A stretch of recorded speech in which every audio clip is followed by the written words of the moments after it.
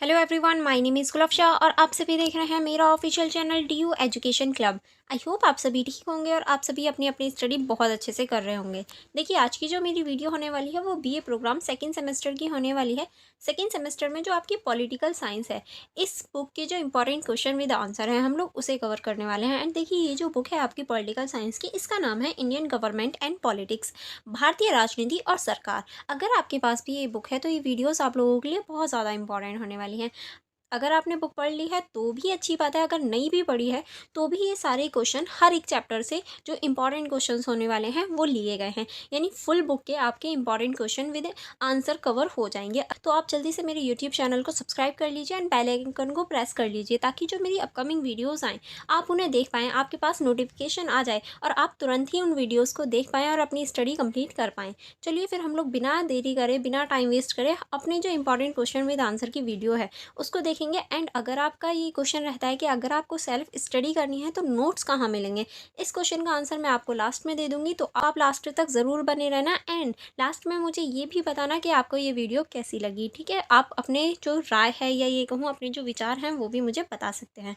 चलिए फिर हम लोग बिना देरी करे स्टार्ट करेंगे क्वेश्चन नंबर 1 से। क्वेश्चन नंबर 1 है हमारा, भारतीय संविधान की मूलभूत विशेषताओं का वर्णन कीजिए। यानी जो हमारा भारतीय संविधान है, इसकी जो मूलभूत विशेषताएं हैं, कौन कौन सी ऐसी मूलभूत विशेषताएं हैं, उसका वर्णन आपको करना है। सबसे पहले हम देखेंगे प्रस्तावना या ये कहूँ परिचय से। ठीक है, इसमें आप लिखेंगे भारतीय संविधान एक विस्तृत और विचारित दस्तावेज है जो देश के राजनीतिक, सामाजिक एवं आर्थिक उद्देश्यों को स्पष्ट करता है। यानी हमारा जो भारत का संविधान है वो विस्तृत के साथ साथ सुविचारित दस्तावेज है, क्योंकि इसमें बहुत सारे विचारों को रखे गए हैं, जिसमें हमारे राजनीतिक, सामाजिक और आर्थिक जो मुद्दे हैं उनको स्पष्टता से बताया गया है। यह संविधान 26 नवंबर 1949 को अंगीकृत किया गया था और 1949 को हमारा संविधान अंगीकृत लिखा गया था और 26 जनवरी 1950 को लागू हुआ था। इसकी मूलभूत विशेषताएं भारतीय लोकतंत्र, धर्मनिरपेक्षता, संघीयता और न्याय के सिद्धांतों को प्रतिबिंबित करना है। यानी हमारा जो भारतीय संविधान है उसमें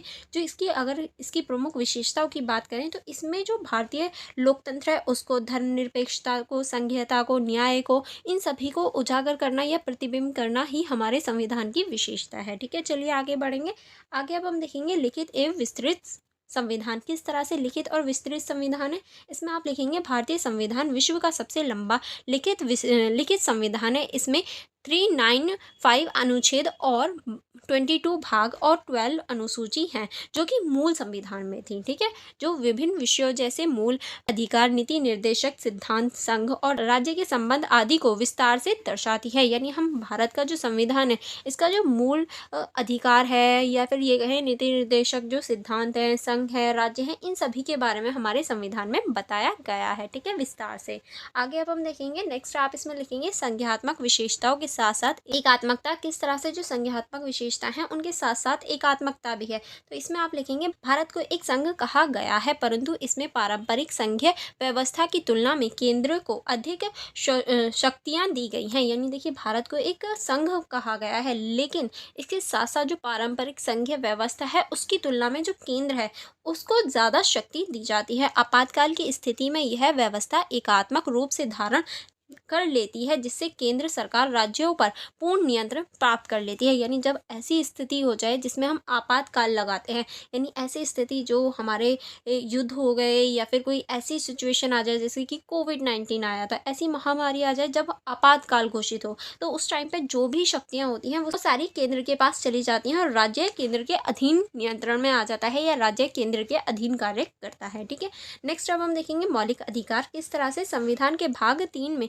नागरिकों को 6 प्रकार के मौलिक अधिकार प्रदान किए गए हैं। यानी हमारे पास 6 प्रकार के मौलिक अधिकार हैं जो कि हमारे संविधान के भाग 3 में लिखे गए हैं। अब किस तरह से देखिए, पहला हमारा संविधान में जो हमारा मौलिक अधिकार है वो है समानता का अधिकार, दूसरा है स्वतंत्रता का अधिकार, तीसरा है शोषण के विरुद्ध अधिकार, चौथा है हमारा धर्म की स्वतंत्रता का अधिकार और फिर है हमारा संस्कृति एवं शिक्षा अधिकार। ये सभी हमारे अधिकार हैं। संवैधानिक उपचारों का अधिकार जो कि हमारे अनुच्छेद आधारित है। यानी देखिए, ये हमारे टोटल 6 जो अधिकार हैं वो दिए गए हैं। देखने इन्हें डिटेल में भी पढ़ा होगा, 12th में, 11th में ये सारे अधिकार हमारे आते हैं। तो आई होप आपको ये अधिकारों के बारे में पता होगा। आप लोग मुझे कमेंट बॉक्स में बताना धर्म की स्वतंत्रता का अधिकार क्या होता है। ठीक है, देखते हैं कौन कौन इसका आंसर दे पाता है। चलिए आगे बढ़ेंगे। आगे अब हम देखेंगे यह अधिकार व्यक्ति की गरिमा की रक्षा करते हैं और लोकतंत्र की आत्मा है, क्योंकि देखिए अगर कोई भी व्यक्ति किसी को भी हानि पहुंचाए तो उसकी जो गरिमा है उसको सीमित या फिर रक्षा करते हैं, और ये लोकतंत्र की आत्मा भी कहलाते हैं। ठीक है, नेक्स्ट अब हम देखेंगे नीति निर्देशक सिद्धांत किस तरह से, ये हम देखेंगे भाग 4 में वर्णित ये सिद्धांत आयरलैंड से लिए गए हैं। यह सरकार को समाजवादी और कल्याणकारी राज्य की दिशा में कार्य करने के लिए मार्गदर्शन प्रदान करती हैं। यानी देखिए जो हमारे भाग 4 में लिए गए हैं नीति निर्देशक तत्व, और कहाँ से लिए गए हैं, आयरलैंड से लिए गए हैं, ये आपको पता होना चाहिए। और ये जो हमारा भारत है या ये कहें जो सरकार है, उसे समाजवादी और कल्याणकारी जो दिशा है या ये कहें जो रास्ता है उस पर चलने, उसे मार्गदर्शन प्रदान करने का कार्य करता है। ठीक है, आगे हम देखेंगे हालांकि ये न्यायालय में बाध्यकारी नहीं है, फिर भी यह नैतिक निर्माण के लिए अत्यंत महत्वपूर्ण माने जाते हैं। यानी देखिए हम इन्हें न्यायालय में बाध्यकारी या ये नहीं कह सकते कि हाँ ये ज़रूर यहाँ आपको फॉलो ही करना है, हम ये नहीं कहते, लेकिन नीति निर्देशक तत्व जो है वो एक तरह से महत्वपूर्ण कार्य भी करते हैं। ठीक है, इसलिए हमें फॉलो करना चाहिए। नेक्स्ट अब हम देखेंगे धर्मनिरपेक्षता किस तरह से धर्मनिरपेक्षता है, तो इसमें आप लिखेंगे भारत एक धर्मनिरपेक्ष राष्ट्र है। इसका अर्थ है कि राज्य का कोई आधिकारिक धर्म नहीं होगा और वह सभी धर्मों के प्रति समान सम्मान रखेगा। यानी देखिए आपको भी पता होगा, आपने भी सुना होगा कि भारत एक धर्मनिरपेक्ष राज्य है। अब ये जो वर्ड्स है कि भारत एक धर्मनिरपेक्ष राज्य है, इसका क्या अर्थ है, इसका सिंपली अर्थ ये है कि राज्य या ये कहूँ किसी भी सरकार का, किसी भी राज्य का कोई भी अपना पर्टिकुलर धर्म नहीं होगा, वो सभी धर्मों को सम्मान मानेगी और सभी धर्मों को सम्मान भी देगी। ऐसा नहीं है वो किसी धर्म को आगे या किसी धर्म को पीछे रखे या किसी धर्म की अच्छाई या बुराई करे, नहीं, सरकार के पास ये राइट नहीं है। क्यों, क्योंकि हमारा जो देश है वो धर्मनिरपेक्ष है। सभी धर्मों की इज्जत करना, सभी को समान मानना और अपना पर्टिकुलर कोई भी धर्म नहीं मानना, यही हमारा जो देश है वो कहता है, यही हमारे देश की धर्मनिरपेक्षता कहती है। धर्म की स्वतंत्रता एक मौलिक अधिकार के रूप में नागरिकों को दी जाती है। और आपने अभी ऊपर देखा था जो हमारे मौलिक अधिकार हैं उसमें एक धर्म की स्वतंत्रता का भी मौलिक अधिकार है, जो कि हमारे धार्मिक स्वतंत्रता देने का कार्य करती है सभी नागरिकों को। ठीक है, चलिए आगे बढ़ेंगे। आगे अब हम देखेंगे संसदीय प्रणाली। संसदीय प्रणाली किस तरह से, इसमें आप लिखेंगे भारतीय संविधान ने ब्रिटेन से संसदीय प्रणाली को अपनाया है। इस प्रणाली में यानी देखिए जो हमारी संसदीय प्रणाली है ये ब्रिटेन से ली गई है। ये आपको याद होना चाहिए कि क्या चीज़ हमने कहाँ से ली है, क्योंकि हमारे संविधान में बहुत सारी चीज़ें ऐसी हैं जो हमने बाहर से अडॉप्ट की हैं, जो हमारी खुद की नहीं है, हमने अडॉप्ट की हैं कहीं ना कहीं से। तो जैसे कि नीति निर्देशक तत्व हैं जो हमने आयरलैंड से लिए हैं, अब संसदीय प्रणाली है जो कि हमने ब्रिटेन से ली है, तो आपको पता होना चाहिए। और इस प्रणाली में क्या क्या है चलिए देखेंगे। पहला आप लिखेंगे कार्यपालिका विधायिका के प्रति उत्तरदायी होती है, यानी जो कार्यपालिका है वो विधायिका को जवाब देगी। अगर विधायिका चाहे तो कार्यपालिका से हर चीज़ का जवाब ले सकती है। ठीक है, नेक्स्ट आप इसमें लिखेंगे राष्ट्रपति एक संवैधानिक प्रमुख होते हैं, यानी जो राष्ट्रपति होते हैं वो संवैधानिक प्रमुख होते हैं। नेक्स्ट आप इसमें लिखेंगे प्रधानमंत्री वास्तविक शक्ति का केंद्र होता है। देखिए राष्ट्रपति सिर्फ नाम मात्र के होते हैं, क्योंकि वो कोई भी डिसीजन नहीं ले सकते, सिर्फ सिग्नेचर करते हैं। सारे डिसीजन जो होते हैं वो प्रधानमंत्री के हाथ में होते हैं, इसीलिए जो प्रधानमंत्री है वो केंद्र में रहता है शक्ति के। ठीक है, नेक्स्ट अब हम देखेंगे स्वतंत्र न्यायपालिका किस तरह से, इसमें आप लिखेंगे भारतीय संविधान न्यायपालिका की स्वतंत्रता सुनिश्चित करते हैं। उच्चतम न्यायालय में और उच्च न्यायालयों में स्वायत्ता दी जाती है। यानी देखिए जो हमारा भारतीय संविधान है इसमें न्यायपालिका की स्वतंत्रता सुनिश्चित होती है, क्योंकि न्यायपालिका जो है वो स्वतंत्र रहती है। वह कार्यपालिका और विधायिका से स्वतंत्र रहते हुए न्याय करती है। और देखिए जो न्यायपालिका होती है उसमें ना तो कार्यपालिका ना विधायिका, दोनों में से किसी का भी वर्चस्व नहीं होता। देखिए जो हमारी पूरी सरकार है उसमें 3 वो होती हैं शाखा, ठीक है, जिसमें हमारी एक न्यायपालिका होती है, दूसरी हमारी कार्यपालिका होती है और तीसरी हमारी विधायिका होती है। ठीक है, और जो हमारी न्यायपालिका है वो सबसे अलग रहती है। ठीक है, इन दोनों के वर्चस्व से अलग रहती है ताकि ये स्वतंत्र रूप से कार्य कर सके। ठीक है, आगे चलेंगे। न्यायिक पुनरावलोकन की शक्ति भी न्यायपालिका को दी जाती है, यानी जो न्यायिक पुनरावलोकन होता है उसकी भी शक्ति न्यायपालिका के पास ही होती है। ठीक है, चलिए आगे बढ़ेंगे। आगे हम देखेंगे मूल कर्तव्य। मूल कर्तव्य किस तरह से, मूल कर्तव्यों में आप लिखेंगे 42वें संशोधन जो कि हमारा 1976 में हुआ था, द्वारा संविधान में मूल कर्तव्यों को जोड़ा गया है। यानी जो हमारा 42वां संविधान संशोधन हुआ था, उसके ज़रिए ही या उसके द्वारा ही जो मूल कर्तव्य हैं उन्हें संविधान में जोड़ा गया था। अनुच्छेद 51A, नागरिकों के लिए यह आवश्यक किया गया कि वह राष्ट्र के प्रति अपने कर्तव्यों को निभाएं, जैसे संविधान का सम्मान करना, एकता और अखंडता की रक्षा करना। यानी ये जो है ये हमारे 51A में जोड़ा गया है कि नागरिक जो है वो अपने मूल कर्तव्यों को निभाएं। अब मूल कर्तव्य कौन कौन से, जैसे कि हमारा जो संविधान है, भारतीय संविधान, उसका सम्मान करना चाहिए, एकता और अखंडता को बनाए रहना चाहिए, भाईचारे को बढ़ावा देना चाहिए, जो हमारे दंगे फसाद हैं या धर्म के आधार पर जो दंगे होते हैं उनको रोकना चाहिए। ठीक है, नेक्स्ट अब हम देखेंगे संविधान का लचीलापन और कठोरता किस तरह से। भारतीय संविधान ना तो पूरी तरह कठोर है और ना ही पूरी तरह लचीला है। इसमें संशोधन की 3 विधियां दी जाती हैं। यानी हम कह सकते हैं जो भारतीय संविधान है ना तो वो पूरी तरीके से कठोर है और ना ही लचीला है। यानी हम बहुत ईजी तरीके से भी इसमें संशोधन नहीं कर सकते और ऐसा भी नहीं है कि कर ही नहीं सकते। 3 तरीके या ये कहूँ 3 विधियां हैं जिनकी हेल्प से हम लोग संशोधन कर सकते हैं। तो पहला है हमारा साधारण बहुमत से, यानी सभी का बहुमत हो तब हम संशोधन कर सकते हैं। दूसरा होता है विशेष बहुमत से, यानी जो सरकार वाली पार्टी होती है उसका विशेष बहुमत हो। और तीसरा है हमारा विशेष बहुमत राज्य की सहमति से, यानी विशेष बहुमत हो और प्लस राज्य की जो सहमति है वो हो, तब हम संविधान में संशोधन कर सकते हैं। ठीक है, नेक्स्ट अब हम देखेंगे ये विशेषताएं संविधान को समय अनुकूलन बनाए रखती हैं और ये जो विशेषता है ये संविधान को समय अनुकूलन बनाने में हेल्प करती हैं। ठीक है, चलिए आगे बढ़ेंगे। आगे अब हम देखेंगे एकीकृत नागरिकता किस तरह से। इसमें आप लिखेंगे संविधान भारत के सभी नागरिकों को एक ही नागरिकता प्रदान करता है, चाहे वह किसी भी राज्य का निवासी हो। इसके राष्ट्रीय एकता को बल मिलता है। यानी देखिए ऐसा नहीं है हमारे देश में अलग अलग राज्यों की अलग अलग नागरिकता हो। ऐसा नहीं है कि यूपी वालों की अलग नागरिकता है, दिल्ली वालों की अलग है, बिहार वालों की अलग है, या फिर ये कहूँ कर्नाटक वालों की अलग है। ऐसे नहीं है, हम सबके पास एक ही नागरिकता है। तो हमारे देश में जो एकल नागरिकता है वो चलती है, या ये कहूँ एकल नागरिकता का प्रावधान है, जो कि हमारे राष्ट्र को एकता और बल प्रदान करती है और मजबूती प्रदान करती है। ठीक है, चलिए आगे बढ़ेंगे। आगे अब हम देखेंगे भाषा की नीति। भाषा की नीति किस तरह से। इसमें आप लिखेंगे संविधान में हिंदी को राजभाषा और अंग्रेजी को सह राजभाषा के रूप में स्वीकार किया गया है। यानी हमारे जो भारत है उसमें जो संविधान है, संविधान के अंदर जो हिंदी है उसे तो राजभाषा का दर्जा है, और जो इंग्लिश है उसे सह राजभाषा यानी हेल्प वाली जो एक तरह से भाषा है या हेल्पिंग भाषा जो है वो माना गया है। राज्य को अपनी अपनी क्षेत्रीय भाषा को अपनाने की स्वतंत्रता भी है। यानी राज्य अपनी अपनी जो क्षेत्रीय भाषा है उसको भी अपना सकते हैं, लेकिन जो संविधान है वो हिंदी में ही है और सह भाषा के रूप में अंग्रेजी को रखा गया है। आई होप आपको ये क्वेश्चन समझ में आया होगा। चलिए निष्कर्ष देखेंगे।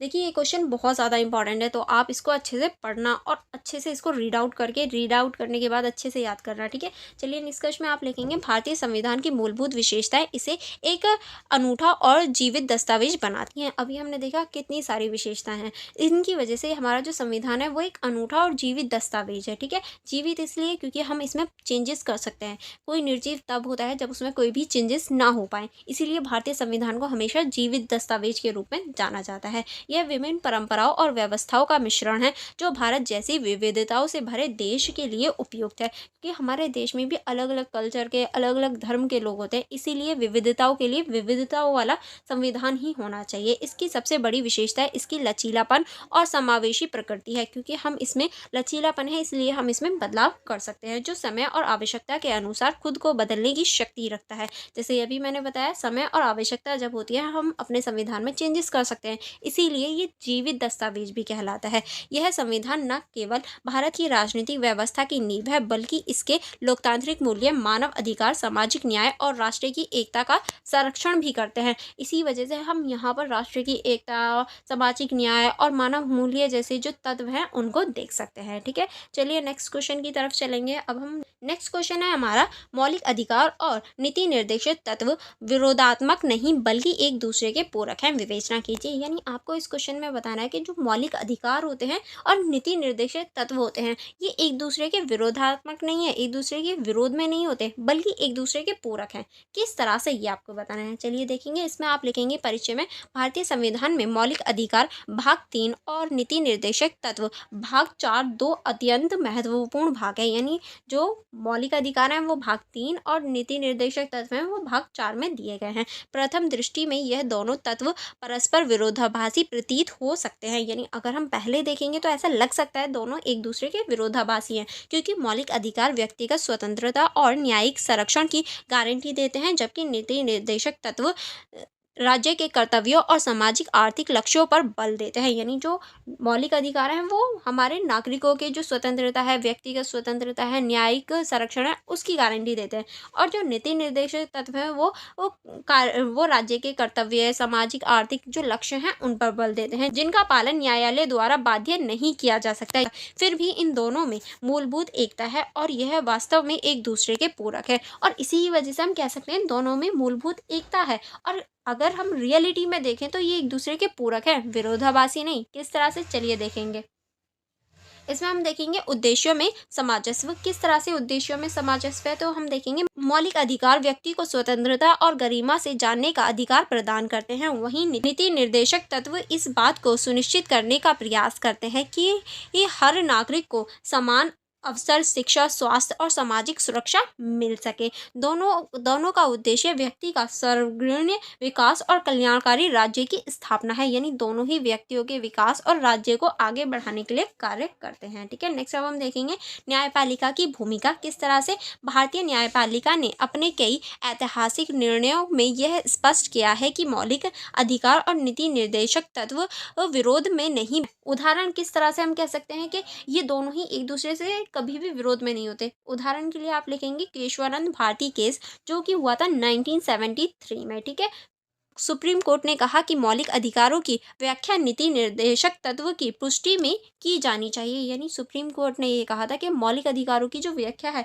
वो नीति निर्देशक तत्वों की पुष्टि में की जा सकती है। तो हमें इससे पता चलता है ये कभी भी एक दूसरे के विरोध में नहीं होते। नेक्स्ट अब हम देखेंगे मिनवर मिल्स केस, जो कि हमारा 1980 में हुआ था। कोर्ट ने कहा कि संविधान का संतुलन तब तक बना रहता है जब तक मौलिक अधिकार और नीति निर्देशक तत्व सामंजस्य में रहते हैं। यानी जब तक ही हमारे संविधान का जो एक तरह से संतुलन है वो बना रह सकता है, जब तक हमारे जो मौलिक अधिकार हैं और नीति निर्देशक तत्व हैं सामंजस्य यानी एक दूसरे के साथ रहते हैं। ठीक है, नेक्स्ट अब हम देखेंगे नीति निर्देशक तत्वों की मोटी मौलिक अधिकारों का समर्थन बनाती है। किस तरह से, इसमें आप लिखेंगे यदि समाज में शिक्षा, रोजगार, स्वास्थ्य, सामाजिक न्याय जैसी सुविधाएं उपलब्ध न हों तो मौलिक अधिकार सिर्फ सैद्धांतिक अधिकार बन जाएगा। यानी अगर हमारे समाज में शिक्षा, रोजगार, स्वास्थ्य, सामाजिक न्याय ऐसी सुविधा ना हो तो ये सिर्फ एक सैद्धांतिक जो अधिकार है या आधार है वो बन जाएगा। उदाहरण, जीवन का अधिकार तब तक पूर्ण नहीं माना जा सकता जब तक व्यक्ति को स्वस्थ वातावरण, शुद्ध जल और मूलभूत सुविधा ना मिले। यानी देखिए, अगर कोई व्यक्ति है जिसे हमने कहा कि जाओ तुम्हें जीने का अधिकार है, तुम जी लो, लेकिन हम उसे जो स्वास्थ्य वातावरण है वो ना दें, शुद्ध पानी ना दें, जो मूलभूत विशेषताएं हैं या मूलभूत जो चीज़ें हैं, खाना पानी है वो ना दें, तो क्या हम उसके जीने के अधिकार को छीन नहीं रहे? हम एक तरफ बोल भी रहे हैं कि जाओ भाई जी लो अपनी ज़िंदगी, तुम्हें जीने का अधिकार है, लेकिन दूसरी साइड से हम उसकी टांग पकड़ के भी तो खींच रहे हैं कि भई हम उसे जो बेसिक नीड्स हैं उसकी वो प्रोवाइड नहीं कर रहे हैं। तो इसी वजह से ये एक दूसरे के पूरक हो जाते हैं, जो नीति निर्देशक तत्व सुनिश्चित करते हैं, जिससे हमें पता चलता है कि दोनों ही एक दूसरे के साथ कार्य करते हैं, एक दूसरे से अलग अलग नहीं। ठीक है, नेक्स्ट अब हम देखेंगे संविधान में निहित संतुलन की भावना। किस तरह से, इसमें आप लिखेंगे संविधान निर्माताओं ने जानबूझकर इन दोनों को अलग अलग भागों में रखा, परंतु दोनों का समान महत्व सुनिश्चित किया। मौलिक अधिकार जहां व्यक्ति को शक्ति देते हैं, वहीं नीति निर्देशक तत्व राज्य को मार्गदर्शन देते हैं कि शक्ति का उपयोग कैसे करना है। यानी मौलिक अधिकार जो है वो व्यक्ति को शक्ति देते हैं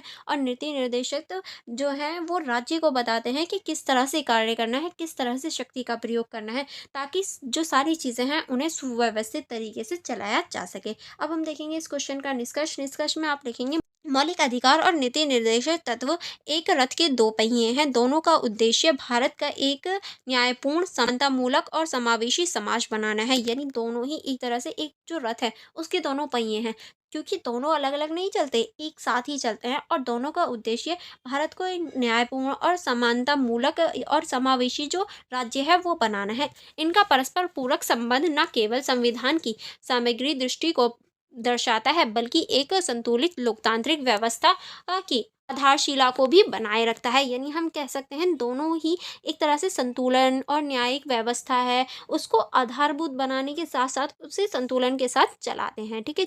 नेक्स्ट क्वेश्चन है हमारा, भारत में भाषा के आधार पर नए राज्यों की मांग संबंधित आंदोलनों का विश्लेषण कीजिए। यानी भारत में जो भाषा के आधार पर आंदोलन होते हैं नए राज्यों की मांग के लिए, उनके बारे में आपको इस क्वेश्चन में बताना है। तो सबसे पहले हम देखेंगे प्रस्तावना।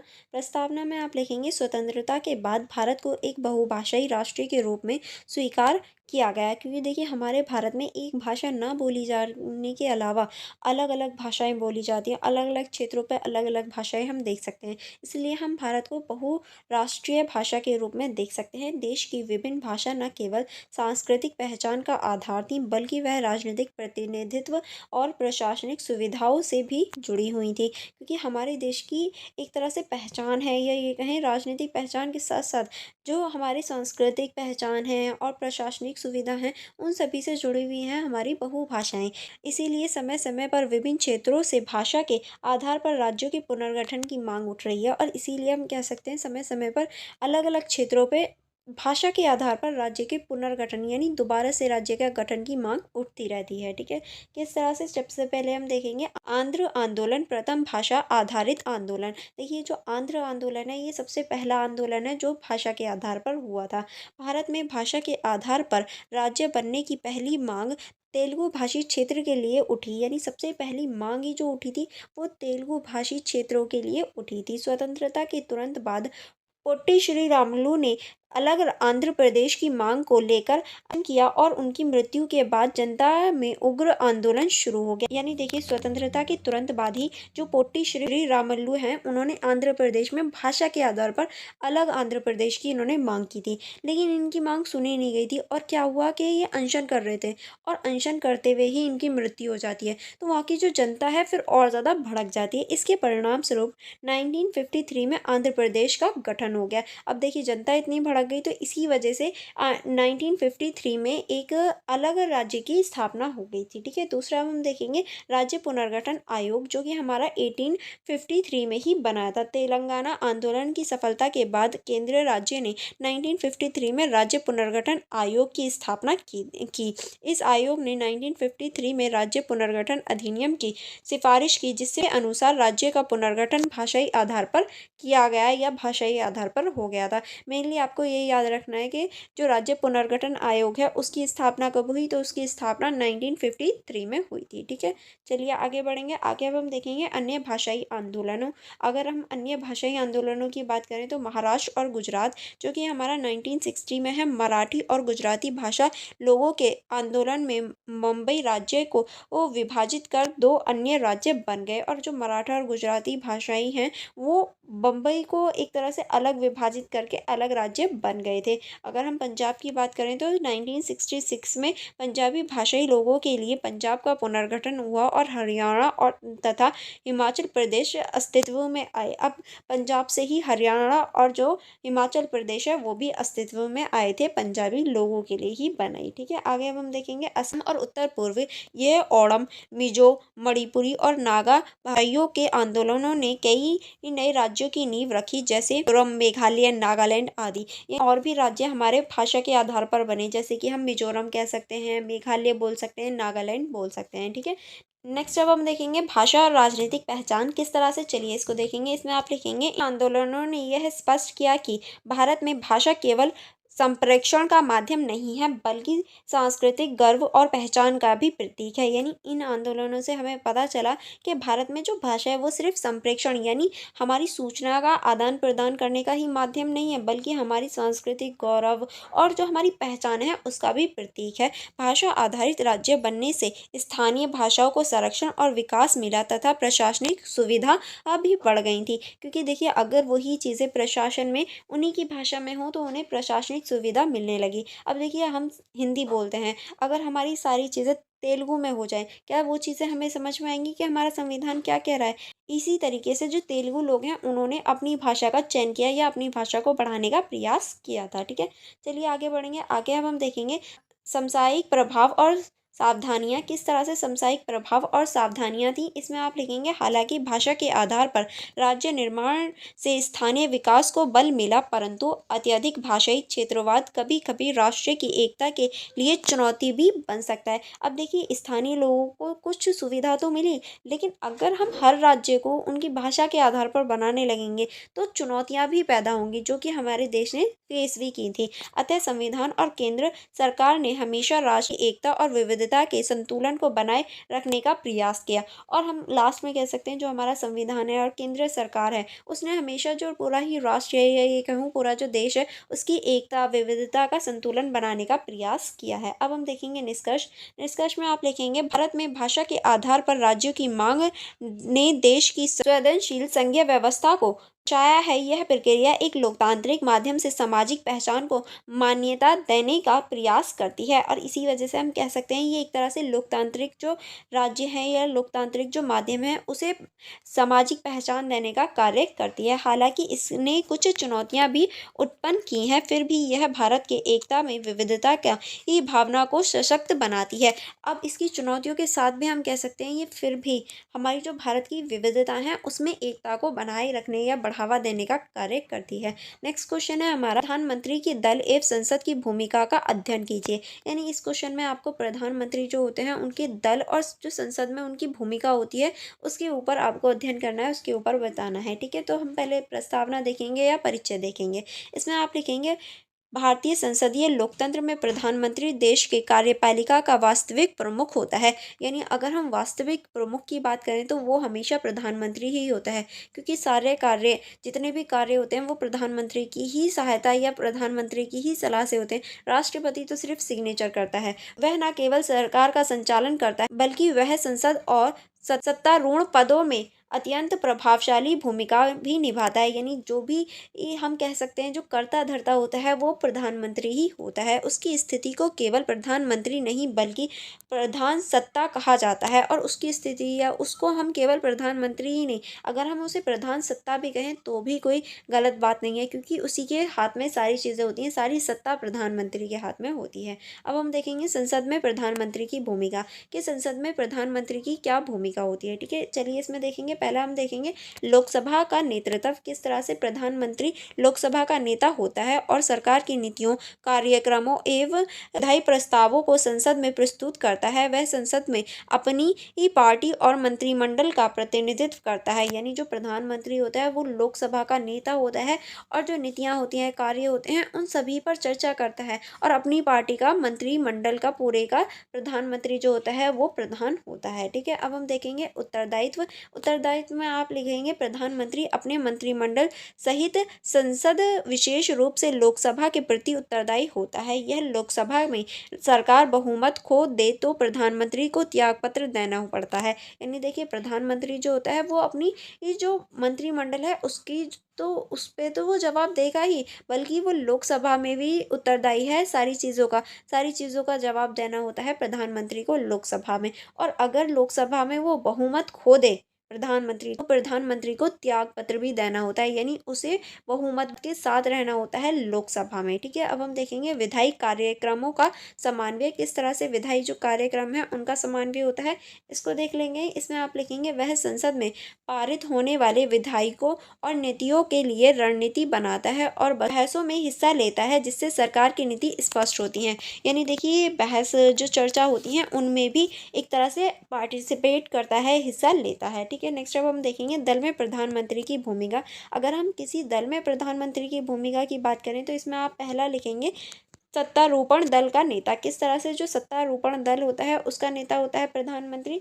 तो इसमें पहला आप लिखेंगे प्रधानमंत्री आमतौर पर सत्ता के सबसे बड़ी ही पार्टी या गठबंधन का नेता होता है। पार्टी की नीतियों को मुख्य सूत्रधार होता है और पार्टी में अनुशासन को बनाए रखता है। यानी जो भी पार्टी संसद में बड़ी या फिर प्रभावशाली होती है वो उसका नेता होता है, और जो भी कानून या फिर जो भी पार्टी के अनुशासन होते हैं उनको बनाए रखने का भी कार्य प्रधानमंत्री करता है। ठीक है। नेक्स्ट अब हम देखेंगे संगठनात्मक नेतृत्व। किस तरह से इसमें आप लिखेंगे यह पार्टी के भीतर नेतृत्व प्रदान करता है। उम्मीदवारों के चयन, चुनाव और पार्टी के विचारधारा को आगे बढ़ाने में उनकी भूमिका अहम होती है। यानी जो भी पार्टी में चयन होगा, चुनाव होगा, रणनीति होगी और पार्टी की जो विचारधारा है उन सभी को बढ़ाने में जो भूमिका होती है वो प्रधानमंत्री की ही होती है। ठीक है।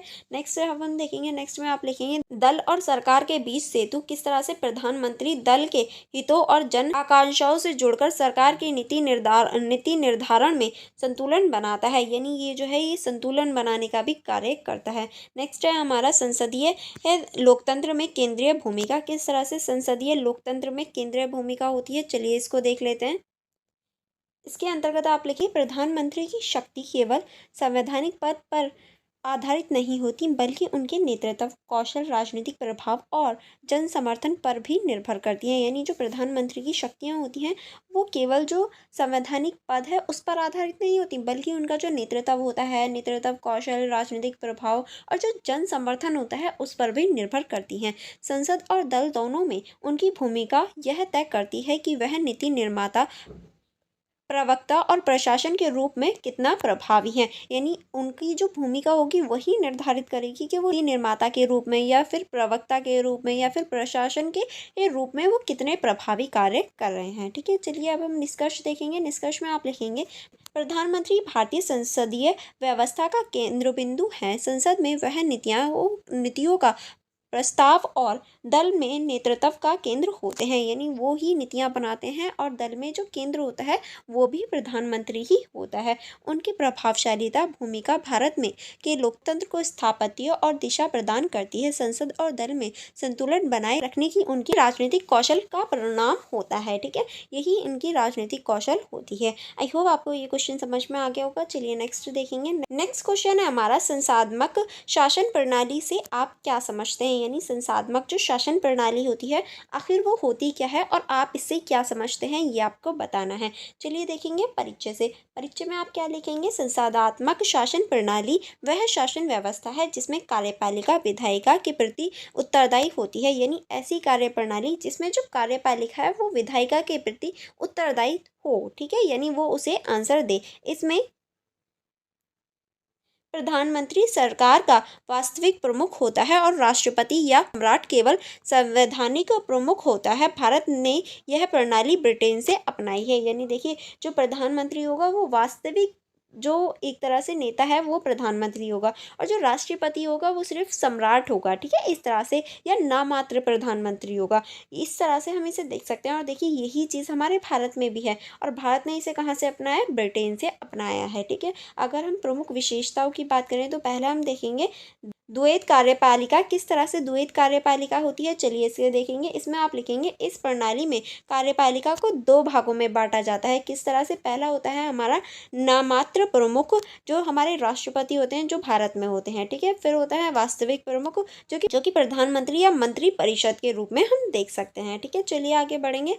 आगे अब हम देखेंगे कार्यपालिका विधायिका के प्रति उत्तरदायी। किस तरह से जो कार्यपालिका है वो विधायिका के प्रति उत्तरदायी होती है। किस तरह से, प्रधानमंत्री और मंत्रिमंडल को संसद विशेष लोकसभा का विश्वास प्राप्त होना आवश्यक है। यदि वह बहुमत खो दे तो उन्हें त्याग पत्र देना होता है। यानी अगर लोकसभा में उन्होंने अपना बहुमत खो दिया, मंत्रिमंडल या फिर प्रधानमंत्री ने, तो उन्हें त्याग पत्र देना होता है। ठीक है। अब हम देखेंगे मंत्रिपरिषद का सामूहिक उत्तरदायित्व। किस तरह से मंत्रिपरिषद का सामूहिक उत्तरदायित्व होता है, इसके अंतर्गत आप लिखेंगे सभी मंत्री एक साथ लोकसभा के प्रति उत्तरदायी होते हैं। यदि मंत्रिपरिषद का एक सदस्य संसदीय गलती करता है तो पूरी मंत्रिपरिषद जिम्मेदार मानी जाती है। यानी देखिए, जो भी लोकसभा है उसके प्रति सारी जो मंत्रिपरिषद है वो उत्तरदायी होती है, और अगर मंत्रिपरिषद का एक भी सदस्य गलती कर दे तो पूरी जो मंत्रिपरिषद है उसी को जिम्मेदार ठहराया जाता है। ठीक है, चलिए आगे बढ़ेंगे। आगे अब हम देखेंगे कार्यपालिका और विधायिका के बीच घनिष्ठ संबंध। क्या क्या संबंध है कार्यपालिका और विधायिका के बीच? मंत्रिमंडल के सदस्य संसद से चुने जाते हैं और दोनों अंगों में निरंतर संपर्क बना रहता है। यानी जो मंत्रिमंडल के सदस्य हैं वो संसद से ही चुने जाते हैं और दोनों में एक तरह से संबंध या ये कहें निरंतर संबंध बना रहता है। नेक्स्ट अब हम देखेंगे विपक्ष की भूमिका। विपक्ष की क्या भूमिका होती है? इसमें आप लिखेंगे इस प्रणाली में विपक्ष को मान्यता प्राप्त होती है और वह सरकार की आलोचना व जवाबदेही सुनिश्चित करने में भूमिका निभाता है। यानी देखिए, जो विपक्ष होता है उसकी भी इसमें एक बहुत ज़्यादा या ये कहें इम्पोर्टेंट रोल निभाता है, क्योंकि वो सरकार की आलोचना करता है और उसे जवाब देने पर मजबूर करता है। ठीक है, अब हम देखेंगे भारत में संसदात्मक प्रणाली, यानी जो हमारे भारत की संसदात्मक प्रणाली है इसकी बात करें तो भारत के संविधान के अनुच्छेद 74 और 75 के तहत संसदीय प्रणाली को अपनाया। और हम अगर संसदीय प्रणाली की बात कर रहे हैं तो हमारे 74 और 75 के तहत, अनुच्छेद 74 और 75 के तहत हमने इसे अपनाया है। यह राष्ट्रपति राज्य का प्रमुख है, लेकिन वास्तविक कार्यपालिका शक्ति प्रधानमंत्री और मंत्रिमंडल में निहित है। यानी देखिए, राज्य का जो प्रमुख है वो राष्ट्रपति ही होता है, लेकिन अगर वास्तव में देखें, रियलिटी में देखें, जो भी शक्ति होती है या फिर जो भी शक्तियों का मालिक होता है वो प्रधानमंत्री और मंत्रिमंडल होता है। यह प्रणाली भारतीय लोकतंत्र की लोकप्रियता, उत्तरदायित्व और पारदर्शिता को बनाए रखने में सहायक होती है, ताकि जो घोटाले या फिर घपला है ऐसी चीजें ना हो। अब हम देखेंगे संसदात्मक प्रणाली के लाभ के। संसदात्मक जो प्रणाली होती है इसके क्या लाभ होते हैं? अगर लाभ की बात करें तो पहला आप इसमें लिखेंगे उत्तरदायी सरकार मिल जाती है, यहाँ उत्तरदायी सरकार होती है। दूसरा आप लिखेंगे शक्ति का संतुलन होता है। तीसरा आप लिखेंगे विपक्ष को संस्थान, यानी विपक्ष का भी अपना एक स्थान होता है। आप इसमें लिखेंगे लोकतांत्रिक मूल्यों की सुरक्षा, यानी इसमें लोकतांत्रिक जो मूल्य होते हैं उनकी भी रक्षा होती है। अब हम देखेंगे निष्कर्ष के। आप इस क्वेश्चन के निष्कर्ष में क्या लिख सकते हैं? निष्कर्ष में आप लिखेंगे संसदात्मक शासन प्रणाली में जनता द्वारा निर्वाचित प्रतिनिधित्वों के माध्यम से सरकार चलती है और कार्यपालिका विधायिका के प्रति उत्तरदायी होती है। इसीलिए हम कह सकते हैं जो कार्यपालिका है वो विधायिका के प्रति उत्तरदायी होती है और सारी चीज़ें सुव्यवस्थित चलती हैं। यह प्रणाली उत्तरदायित्व, संस्थाओं और पारदर्शिता को सुनिश्चित करती है। भारत में यह प्रणाली लोकतांत्रिक आदर्शों के अनुकूल मानी जाती है और यही कारण है कि यह भारतीय संविधान का मूल ढांचा बनी गई है। और इसी वजह से हम भारतीय संविधान जो है उसका मूल ढांचा जो है हम इसको कह सकते हैं संसदीय शासन या संसदीय प्रणाली को। आई होप आपको यहाँ तक सारे क्वेश्चन समझ में आ गए होंगे।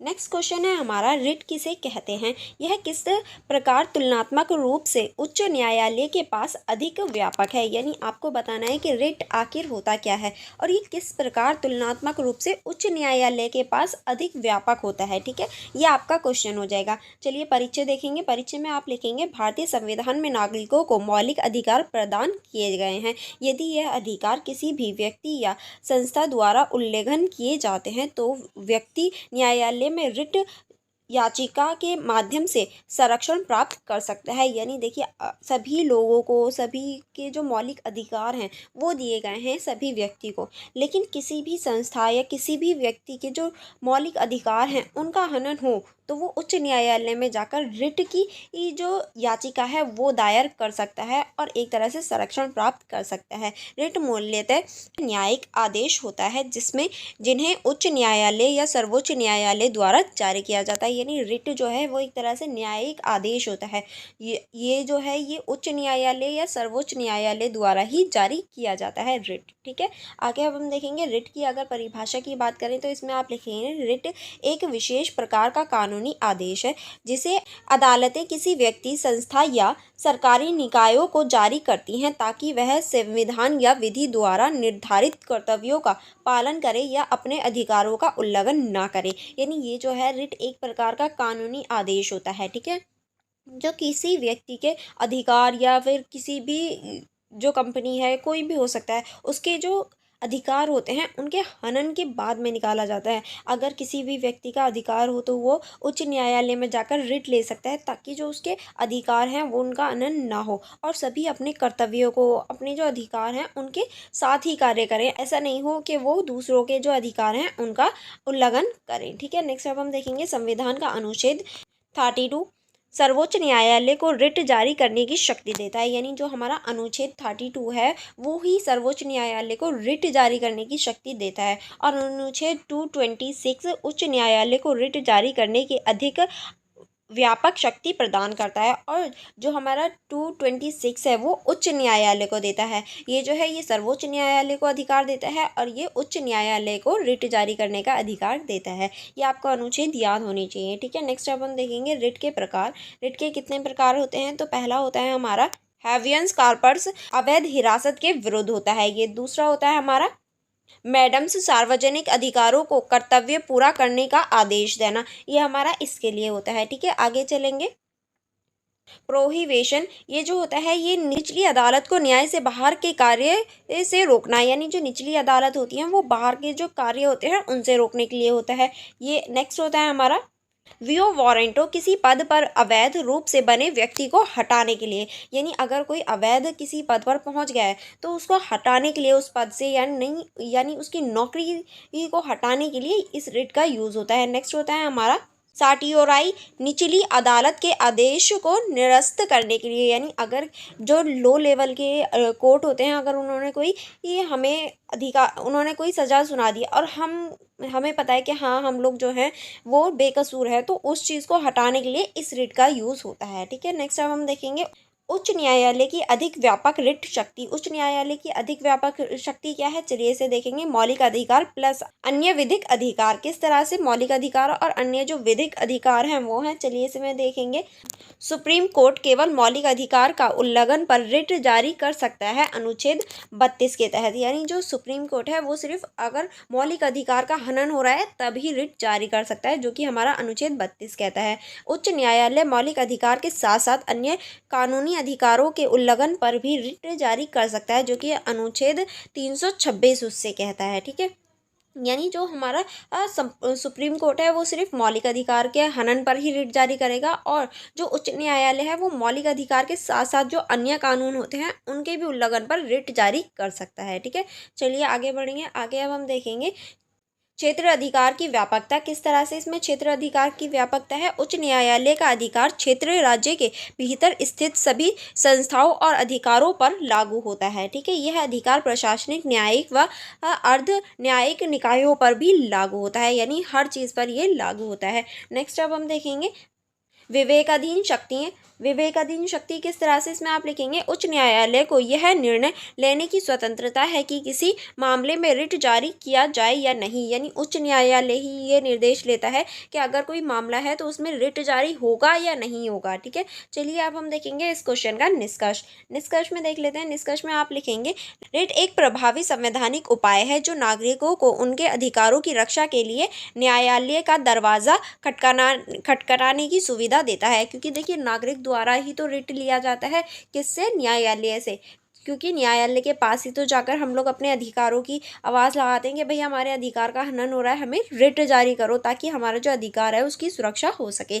यद्यपि सुप्रीम कोर्ट को रिट जारी करने की विशेष शक्ति दी गई है, परंतु उच्च न्यायालय की शक्ति तुलनात्मक रूप से अधिक व्यापक है। देखिए जो सुप्रीम कोर्ट है वो भी रिट जारी कर सकता है, लेकिन जो उच्च न्यायालय है उसकी और भी ज़्यादा शक्तियाँ हैं सुप्रीम कोर्ट के अलावा, क्योंकि वह मौलिक अधिकार के साथ साथ अन्य कानूनी अधिकारों की भी सुरक्षा करता है। क्योंकि देखिए जो हमारा सुप्रीम कोर्ट है वो सिर्फ जो हमारे मौलिक अधिकार हैं उन्हीं के लिए रिट जारी करता है, लेकिन जो उच्च न्यायालय है वो मौलिक अधिकारों के साथ साथ अन्य जो अधिकार हैं उनके लिए भी रिट जारी करता है। यह संविधान द्वारा नागरिकों को दी गई नागरिक सुरक्षा का महत्वपूर्ण उपकरण है। क्योंकि अगर कोई भी हमारे जो मौलिक अधिकार हैं उनका हनन करता है, हमारे साथ दुर्व्यवहार करता है, तो हम कानून के पास या फिर ये कहें न्यायालय के पास जा सकते हैं न्याय के लिए। ठीक है, चलिए नेक्स्ट क्वेश्चन देखेंगे।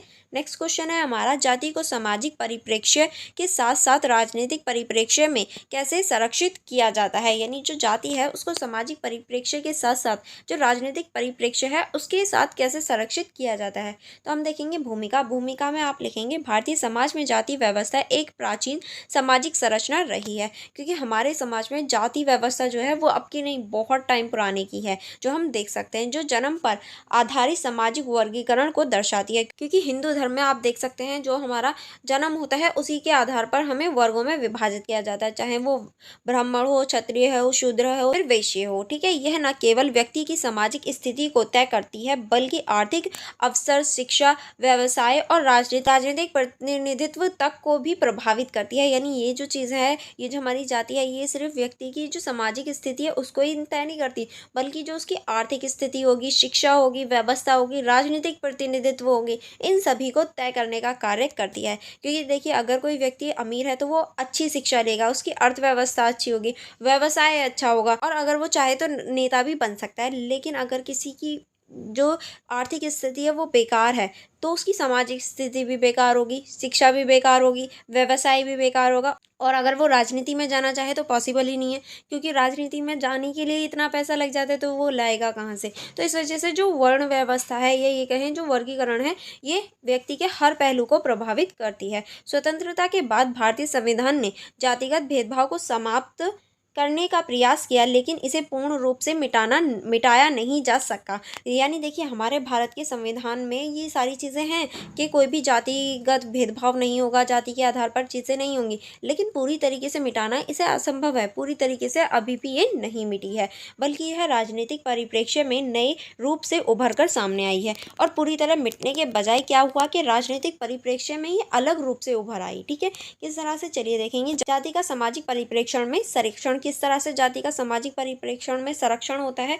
तो पहला हम देखेंगे इसमें सामाजिक पहचान और संस्कृति। जाति एक व्यक्ति की संस्कृति और सामाजिक पहचान बन गई है।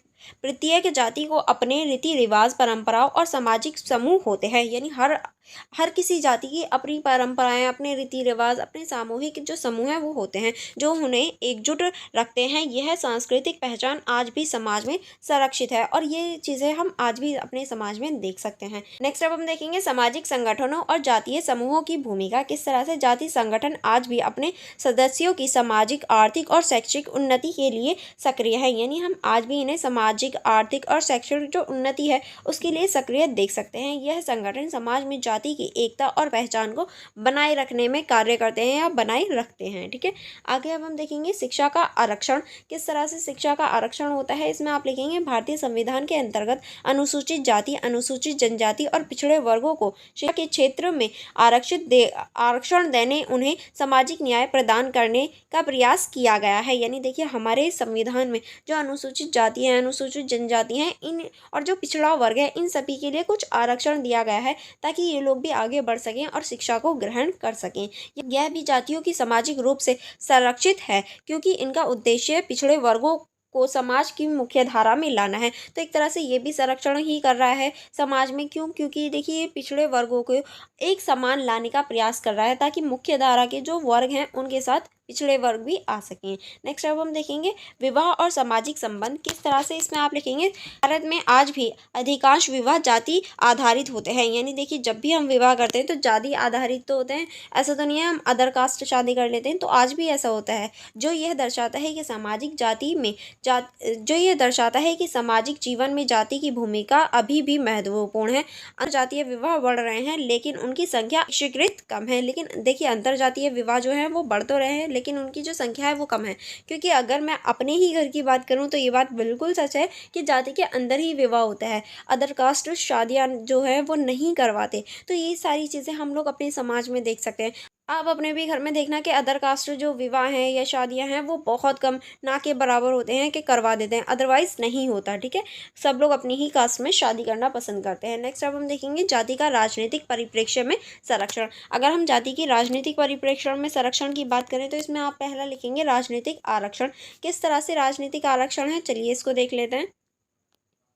इसमें आप लिखेंगे भारतीय संविधान ने अनुसूचित जाति और जनजातियों को लोकसभा और राज्य विधानसभाओं में आरक्षण देकर राजनीतिक संरक्षण प्रदान किया है। क्योंकि देखिए हमारी लोकसभा और जो राजनीति है उन सभी में जो अनुसूचित जाति हैं और जनजातियां हैं उनके लिए आरक्षण प्राप्त है। यह आरक्षण न केवल उन्हें प्रतिनिधित्व देता है बल्कि राजनीतिक निर्णय प्रक्रिया में भागीदार भी सुनिश्चित करता है, ताकि ये लोग भी आएँ और अपनी जो पार्टिसिपेशन है या ये कहूँ अपने जो लोग हैं उनके लिए कुछ करें। क्योंकि देखिए हम लोग जिस माहौल के होते हैं या जिस कंडीशन में हम लोग रहते हैं हम तभी उस चीज़ को समझ सकते हैं। अब देखिए मैं लड़की हूँ, मुझे पता है कि लड़कियों की क्या क्या प्रॉब्लम्स हो सकती हैं, मैं उनके लिए नीतियाँ बना सकती हूँ। लेकिन आप बॉय हो, आपको नहीं पता कि क्या क्या प्रॉब्लम्स हो सकती है। आप जो नीतियाँ बनाएंगे शायद वो इतनी अच्छी ना हो या इतनी प्रभावी ना हो जितनी मेरी होंगी।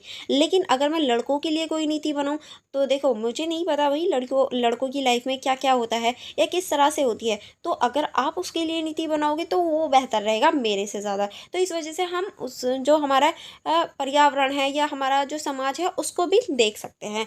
इसीलिए जो आरक्षण है वो पिछले वर्गों को देना ज़रूरी हो गया था या ज़रूरी है। ठीक है, अब हम देखेंगे जाति आधारित राजनीति। जाति आधारित राजनीति में आप लिखेंगे 1950 के दशक के बाद से जाति भारतीय राजनीति का केंद्र तत्व बन गया। यानी 1950 के बाद में हम कह सकते हैं जाति जो है वो भारतीय राजनीति का एक तरह से केंद्र तत्व बन गया है। राजनीति दल जातीयगत समाजीकरण को ध्यान में रखकर टिकट वितरण करते हैं और चुनाव प्रचार में जातिगत मुद्दों को प्रमुखता देते हैं। यानी देखिए अब क्या हो गया, जाति को देखकर टिकटों का वितरण होता है, टिकट बांटते हैं और चुनाव जो प्रचार होता है, जब चुनाव का प्रचार प्रसार करते हैं तब भी जातिगत जो मुद्दे होते हैं उसको लाया जाता है।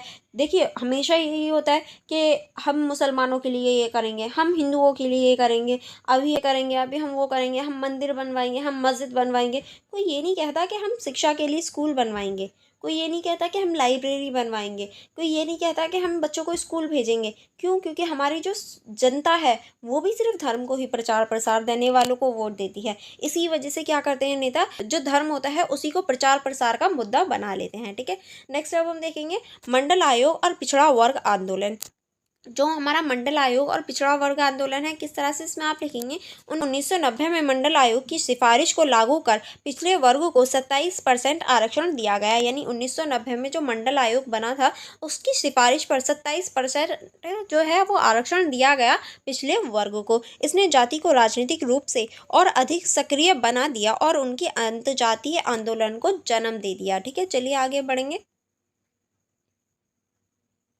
आगे अब हम देखेंगे दलित और पिछड़ा वर्ग राजनीतिक नेतृत्व। इसमें आप लिखेंगे जाति के राजनीतिक संरक्षण का परिणाम ये हुआ अब दलितों, आदिवासियों और पिछड़े वर्गों से भी राजनीतिक नेतृत्व उभरने लगा है। जैसे मायावासी, लाली प्रसाद यादव, काशीराम आदि। इसमें राजनीति में बहुसंख्यक जनजातियों का प्रतिनिधित्व बढ़ गया है। ठीक है, अब हम देखेंगे जाति जनगणना की मांग। किस तरह से जाति जनगणना की मांग है इसमें हम देखेंगे राजनीतिक दलों में जातिगत संगठन द्वारा जाति आधारित जनगणना की मांग को दर्शाया गया है। यह जाति अब केवल सामाजिक मुद्दों नहीं बल्कि एक राजनीतिक साधन भी बन चुका है। किस तरह से ये अभी हमने देखा, क्योंकि पहले ये सिर्फ एक सामाजिक मुद्दा होता था कि समाज में जाति थी, बट अब ये राजनीति का भी एक तरह से मुद्दा बन गया है। ठीक है, अब हम देखेंगे इस क्वेश्चन का निष्कर्ष में आप लिखेंगे जाति भारतीय समाज और राजनीति दोनों का अभिन्न हिस्सा बन गया है। क्योंकि जो जाति है वो भारतीय समाज के साथ साथ जो राजनीति है उसका भी अभिन्न हिस्सा है। सामाजिक परिप्रेक्ष्य में यह पहचान, संस्कृति और सामाजिक संरचना का प्रतीक भी है, जबकि राजनीतिक परिप्रेक्ष्य में यह सत्ता, प्रतिनिधित्व और संसाधनों के वितरण का आधार बन चुकी है। क्योंकि संसाधनों का जो वितरण है या टिकट विकेट का जो वितरण होता है वो सभी जाति के आधार पर ही होता है। संविधान ने जहाँ जातिगत भेदभाव को समाप्त करने का संकल्प लिया, वहीं उनकी सामाजिक न्याय के उद्देश्य से जातिगत आरक्षण और प्रतिनिधित्व जैसे उपायों से इसे संरक्षण भी मिला। यानी देखिए जहां हमारे संविधान ने ये सोचा था कि जाति जो है जो जातिगत भेदभाव है उन्हें बिल्कुल समाप्त करना है, लेकिन दूसरी तरफ उसे आरक्षण भी दिया गया, जिसकी वजह से ये एक तरह से एक संरक्षण जो मुद्दा है वो बन गया है। अब हम देखेंगे इस प्रकार कहा जा सकता है कि जाति व्यवस्था को समाप्त करने का प्रयास सामाजिक दृष्टि से किया जाए। यानी हम कह सकते हैं अगर हम जाति व्यवस्था को समाप्त करना चाहते हैं तो हमें सामाजिक जो मुद्दा है उसको देखना चाहिए, उस दृष्टि से देखना चाहिए। लेकिन राजनीतिक दृष्टि दृष्टिकोण से ये आज भी सशक्त और संरक्षित संरचना के रूप में विद्यमान है। लेकिन अगर हम राजनीति रूप से देखेंगे तो ये आज भी सशक्त और संरक्षित जो संरचना है उसके रूप में हम देख सकते हैं, जो भारतीय लोकतंत्र की जटिलता और विविधताओं को दर्शाता है। क्योंकि हमारा जो भारतीय लोकतंत्र है वो जटिलता और विविधतापूर्ण है, जो इसको दर्शाने का कार्य करता है। आई होप आपको यहाँ तक सारे क्वेश्चन समझ में आ गए होंगे। अगर किसी क्वेश्चन में या कहीं डाउट रह जाए तो आप मुझसे पूछ सकते हैं। नेक्स्ट क्वेश्चन अब हम देखेंगे, वर्ग को परिभाषित करें एवं वर्ग को समझने के लिए दो महत्वपूर्ण सिद्धांतों पर भी चर्चा करें।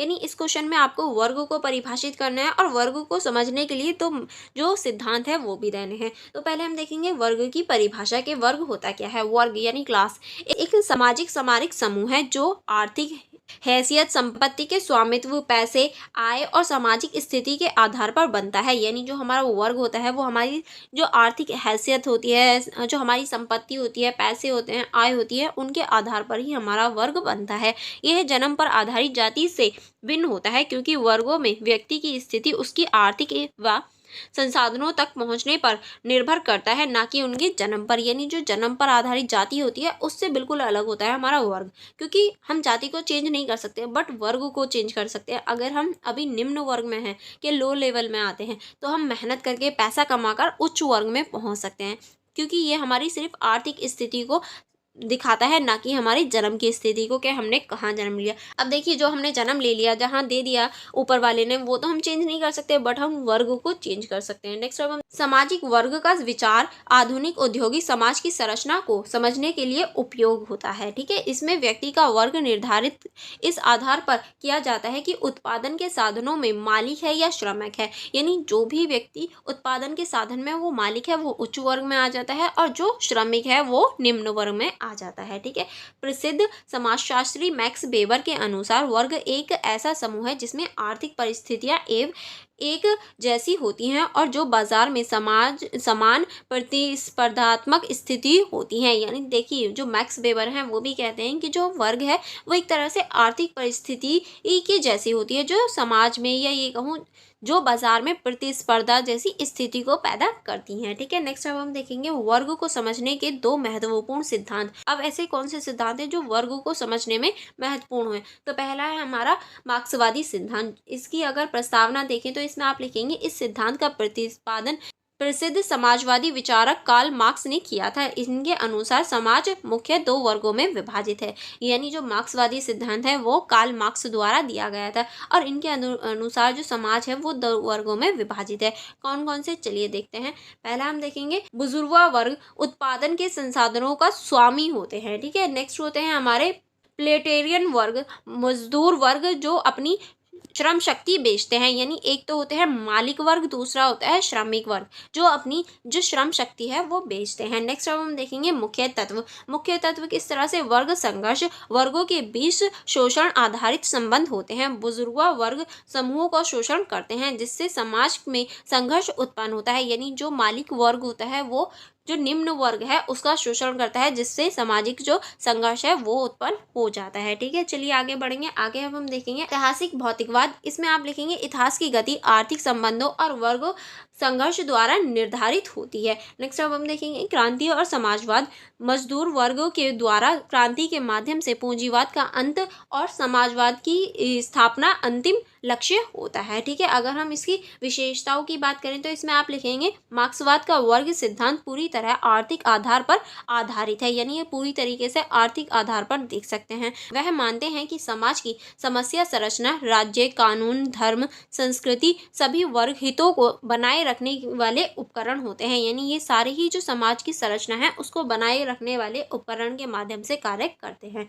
नेक्स्ट अब हम देखेंगे बेबेरियन सिद्धांत। जो हमारा बेबेरियन सिद्धांत है इसकी अगर प्रस्तावना की बात करें तो मैक्स वेबर जर्मन समाजशास्त्री ने वर्ग को केवल आर्थिक आधार पर न देखकर बहुआयामी दृष्टिकोण से समझा है। यार देखिए, ये जो बेबेरियन सिद्धांत है ये मार्क्सवाद मैक्स वेबर द्वारा दिया गया था और इन्होंने जो वर्ग है उसको आर्थिक रूप से ना लेकर बहुआयामी दृष्टिकोण से देखा है। किस तरह से, चलिए इसको देख लेते हैं। इनके जो प्रमुख तत्व हैं, अगर तत्व की बात करें तो आर्थिक वर्ग देखेंगे, यह व्यक्ति की बाजार में स्थिति, नौकरी, आय और संपत्ति पर आधारित है। यानी ये जो है ये व्यक्ति की जो बाजार में स्थिति होती है, नौकरी होती है, आय होती है, उस पर आधारित होता है, संपत्ति पर आधारित होता है। प्रतिष्ठा की बात करें तो किसी व्यक्ति या समूह की सामाजिक मान्यता, सम्मान या प्रतिष्ठा का स्तर भी वर्ग निर्माण में भूमिका निभाता है। ठीक है, चलिए आगे बढ़ेंगे। आगे अब हम देखेंगे शक्ति। शक्ति में आप लिखेंगे राजनीतिक और सामाजिक संस्थाओं में भाव भी वर्ग की स्थिति को आधार बनाता है। ठीक है, अगर हम विशेषताओं की बात करें तो इसमें आप लिखेंगे वेब ने कहा कि दो लोग समान आय वाले हो सकते हैं पर उनकी सामाजिक प्रतिष्ठिता और राजनीतिक शक्ति में अंतर हो सकता है। यानी दो व्यक्ति समान आय वाले तो हो सकते हैं, दोनों की सैलरी समान हो सकती है, लेकिन उनकी जो सामाजिक प्रतिष्ठिता है और राजनीतिक शक्ति है उनमें अंतर हो सकता है। लेकिन वर्ग को केवल आर्थिक नहीं बल्कि सामाजिक और राजनीतिक दृष्टि से भी समझा जा सकता है, और जो वर्ग है वो सिर्फ हमारे आर्थिक नहीं हो सकता बल्कि सामाजिक और राजनीतिक दृष्टि से भी हम उसे समझ सकते हैं। ठीक है, अब हम देखेंगे तुलनात्मक विशेषताएं। अगर हम इन दोनों की तुलना करें तो किस तरह से तुलना कर सकते हैं, देखिए आप भी इसको फ्लो चार्ट के माध्यम से बता सकते हैं। तो पहले हम देखेंगे तत्व, दूसरा हम देखेंगे मार्क्सवादी सिद्धांत, फिर हम देखेंगे वेबेरियन सिद्धांत। अगर हम आधार देखें तो आर्थिक उत्पादन संबंध होता है और इसमें हम आर्थिक, सामाजिक और राजनीतिक तीनों को देख सकते हैं। अगर वर्ग की संख्या देखें तो दो वर्ग होते हैं, इसमें अनेक वर्ग होते हैं। वर्ग संघर्ष की बात करें तो अनिवार्य होते हैं, इसमें संभव लेकिन आवश्यक नहीं होता, यानी हो सकता है संघर्ष हो लेकिन जरूरी भी नहीं है। अगर दृष्टिकोण की बात करें तो द्वैधात्मक है और इसमें बहुस्तरीय है, क्योंकि इसमें एक स्तर को ना मानकर या दो स्तर को ना मानकर बहुत सारे स्तरों को माना जाता है। ठीक है, अब हम चलेंगे इस क्वेश्चन के निष्कर्ष की ओर। निष्कर्ष देख लेंगे। निष्कर्ष में आप क्या लिखेंगे, चलिए निष्कर्ष देखते हैं। निष्कर्ष में आप लिखेंगे वर्ग आधुनिक समाज की संरचना को समझने का एक महत्वपूर्ण सामाजिक सिद्धांत है। मार्क्सवादी दृष्टिकोण वर्ग को आर्थिक संघर्ष और क्रांति से जोड़ता है, जो कि हमने देखा मार्क्सवादी जो है वो आर्थिक संघर्ष और क्रांति से जोड़ता है, जबकि वेबेरियन दृष्टिकोण वर्ग को बहुआयामी सामाजिक संरचना के रूप में देखता है। यानी वेबेरियन जो है वो बहुआयामी सामाजिक संरचना के रूप में देखता है। दोनों सिद्धांत ये स्पष्ट करते हैं कि समाज में समानता का अभाव क्यों है। देखिए दोनों ही सिद्धांत ये बताते हैं कि समाज में जो समानता है उसका अभाव क्यों है ये बताते हैं, और शक्ति, संसाधन और स्पष्टता का वितरण कैसे हो सकता है, यानी जो हमारी शक्ति है, संसाधन है और प्रतिष्ठिता है, इनका वितरण यानी इनका बंटवारा कैसे किया जा सकता है। वर्ग की समझ से हम समाज में सामाजिक न्याय, असमानता और संघर्ष को बेहतर तरीके से समझ सकते हैं। यानी जो हमारा वर्ग है उसकी समझ से हम जो सामाजिक न्याय है, असमानता है और जो संघर्ष है उसे और ज़्यादा बेहतर तरीके से समझ सकते हैं। ठीक है, आई होप आपको यहाँ तक सारे क्वेश्चन समझ में आ गए होंगे। अगर किसी में डाउट हो तो आप मुझसे कमेंट बॉक्स में पूछ सकते हैं। नेक्स्ट क्वेश्चन है हमारा, स्त्री सिद्धांत के अनुसार लिंग को परिभाषित कीजिए। यानी जो स्त्री सिद्धांत है उसके अनुसार लिंग क्या है ये आपको बताना है। तो परिचय देखेंगे। परिचय में आप लिखेंगे स्त्री सिद्धांत एक ऐसा विचारधारा आधारित विश्लेषण है जो समाज में स्त्रियों की स्थिति, असमानता और शोषण को समझने और चुनौती देने का कार्य करता है। यानी ये जो है ये स्त्रियों की जो स्थिति होती है, असमानता होती है, शोषण होता है, इसको समझने और चुनौती देने का कार्य करता है। इस आदि चिंतन के अनुसार समाज में लिंग का निर्माण केवल जैविक नहीं बल्कि सांस्कृतिक, सामाजिक और राजनीतिक प्रक्रिया है। यानी इनके अनुसार जो लिंग है, जो जेंडर है, उसका जो निर्माण है वो जैविक नहीं होता बल्कि जो सामाजिक और राजनीतिक और सांस्कृतिक होता है इस प्रक्रिया से होता है। क्योंकि प्रकृति ने जो जेंडर बना दिया ठीक है, बट उसमें जो डिफरेंसेस पैदा करना होता है वो हमारी संस्कृति, सामाजिक और राजनीति ये सारे कार्य करती हैं। यानी इन सब का ही रोल होता है जेंडर में डिफरेंसेस पैदा करना। ठीक है, चलिए आगे बढ़ेंगे। आगे अब हम देखेंगे लिंग की परिभाषा। अगर हम लिंग की परिभाषा देखेंगे स्त्री सिद्धांत के अनुसार, तो इनके अनुसार आप लिखेंगे स्त्री सिद्धांत के अनुसार लिंग और जैविक लिंग में स्पष्ट अंतर है। यानी देखिए लिंग में और जैविक लिंग में स्पष्ट अंतर बताते हैं ये, क्योंकि इनके अनुसार जो जैविक लिंग है वो प्रकृति द्वारा है, वो जीव द्वारा नहीं है जिसको हम सेक्स बोलते हैं। लेकिन जो लिंग इनके अनुसार जेंडर है वो समाज द्वारा निर्मित होता है, जो समाज में हम असमानता देख सकते हैं। देखिए आपको परिभाषाएं एज इट इज़ याद करनी होती हैं, तो आप इनमें चेंजेस नहीं कर सकते। ठीक है, अगर हम लैंगिकता यानी सेक्स की बात करें तो यह व्यक्ति में जैविक गुणों पर आधारित होता है, जैसे पुरुष या स्त्री। यानी जो जेंडर है या ये कहें जो सेक्स है वो स्त्री और पुरुष के आधार पर हो सकता है। लेकिन जो लिंग है ये सामाजिक रूप से निर्मित भूमिका, व्यवहार, उपेक्षा और पहचान को दर्शाता है। जैसे पुरुषों को शक्तिशाली और महिलाओं को कोमल माना जाता है। यानी देखिए जो जेंडर है वो हमारे व्यवहार, भूमिका और जो हमारा समाज है उसके द्वारा निर्मित है। जैसे कि पुरुषों को तो शक्तिशाली और महिलाओं को कोमल माना जाता है। आपने सुना होगा जो ये होते हैं कि मर्द को दर्द नहीं होता। भाई क्यों दर्द नहीं होता, क्या वो इंसान नहीं है? तो ये वाली कहावतें हैं। या फिर एक और कहावत है कि लड़कियों जैसे रो रहे हो। लड़कियां ही थोड़ी ना रोती हैं भाई, लड़के भी रो सकते हैं, रोने में क्या प्रॉब्लम है, वो तो फीलिंग्स होती हैं, किसी की भी हो सकती हैं। तो ऐसी कहावतें हम देख सकते हैं अपने समाज में, ठीक है। आगे हम देखेंगे लिंग एक सामाजिक संरचना है जिसमें पितृसत्तात्मक समाज में निर्मित किया है। समाज ने स्त्री और पुरुष के बीच कृत्रिम अंतर पैदा कर स्त्रियों को पारिवारिक, आर्थिक और राजनीतिक जीवन में द्वितीय स्थान पर रखा है। यानी देखिए, अगर हम लिंग की बात करें तो ये पितृसत्तावादी जो समाज है उसके द्वारा निर्मित है। क्योंकि आप देखेंगे जो पिता हैं या पुरुष समाज है उसको हमेशा स्त्री समाज से ऊपर रखा जाता है। और स्त्रियों के लिए देखिए, अगर पुरुष है तो उसके लिए जो आर्थिक चीज़ें हैं, राजनीति है, वो उसके लिए हमेशा प्रथम होंगी। और स्त्री है तो उसके लिए पारिवारिक जो चीज़ें हैं वो प्रथम होंगी, यानी परिवार का हो गया। और जो आर्थिक, राजनीतिक, ये सारी चीज़ें हैं वो उसके लिए द्वितीय स्थान रखती हैं। यानी ऐसा माना जाता है पुरुष है तो वो कमाएगा, सारी चीज़ें करेगा, वो उसके लिए पहला स्थान हो गया। लेकिन अगर वो स्त्री है तो उसे पहले घर का काम करना होगा, सारी चीज़ें करनी होगी। अगर वो चाहे तो वो एडिशनल में करे, अदरवाइज नो प्रॉब्लम। ऐसी सिचुएशन क्यों होती है हमारे समाज में? देखिए, अगर कोई लड़का कार्य करता है तो क्या होता है कि हाँ भैया उसे काम करना है, नेसेसरी है। बट अगर कोई लड़की कार्य करेगी तो क्या होगा, उसे घर का काम करना नेसेसरी है। बट अगर वो पैसे कमाना चाहे तो वो उसकी मर्जी है, अदरवाइज कोई नेसेसरी नहीं है। तो ऐसी जो डिफरेंसेस हैं वो हम देख सकते हैं अपने समाज में, ठीक है। नेक्स्ट अब हम देखेंगे स्त्री सिद्धांत की दृष्टि से लिंग की आवश्यकता। यानी अगर हम स्त्री सिद्धांत की दृष्टि से देखें लिंग की क्या आवश्यकता है, तो इसमें आप लिखेंगे सामाजिक निर्माण। किस तरह से लिंग कोई ही प्राकृतिक सत्य नहीं बल्कि समाज द्वारा बनाया गया एक ढांचा है जिसमें स्त्रियों को घरेलू और पुरुषों को सार्वजनिक क्षेत्रों से जोड़ा गया है। यानी इनके अनुसार जो लिंग है वो कोई प्राकृतिक चीज़ नहीं है कि हाँ चलो ईश्वर या भगवान या फिर अल्लाह ने बना दिया तो हमें उसे फॉलो ही करना है। नहीं, ऐसा कुछ नहीं है, बल्कि ये तो समाज द्वारा बनाया जाता है जो कि स्त्रियों को घरेलू और पुरुषों को सामाजिक बनाने के लिए है। कि भैया पुरुष है तो वो बाहर जाके काम करेगा, स्त्री है तो वो घर में रहकर घर संभालेगी। बट ऊपर वाले ने ऐसा कुछ नहीं कहा है, ठीक है। तो ये सारी चीज़ें हमारी समाज निर्मित हैं। नेक्स्ट अब हम देखेंगे पितृसत्ता की भूमिका। किस तरह से स्त्री सिद्धांत मानता है कि पितृसत्तात्मक व्यवस्था लिंग आधारित भेदभाव को व्यवस्थागत रूप देती है जिससे स्त्रियों को शिक्षा, कम वेतन और राजनीति में कम अवसर मिलते हैं। ये कह सकते हैं जो पितृसत्तावादी लोग होते हैं वो ज़्यादातर लिंग को बढ़ावा देते हैं, क्योंकि वो नहीं चाहते कि भाई स्त्रियां बाहर निकले।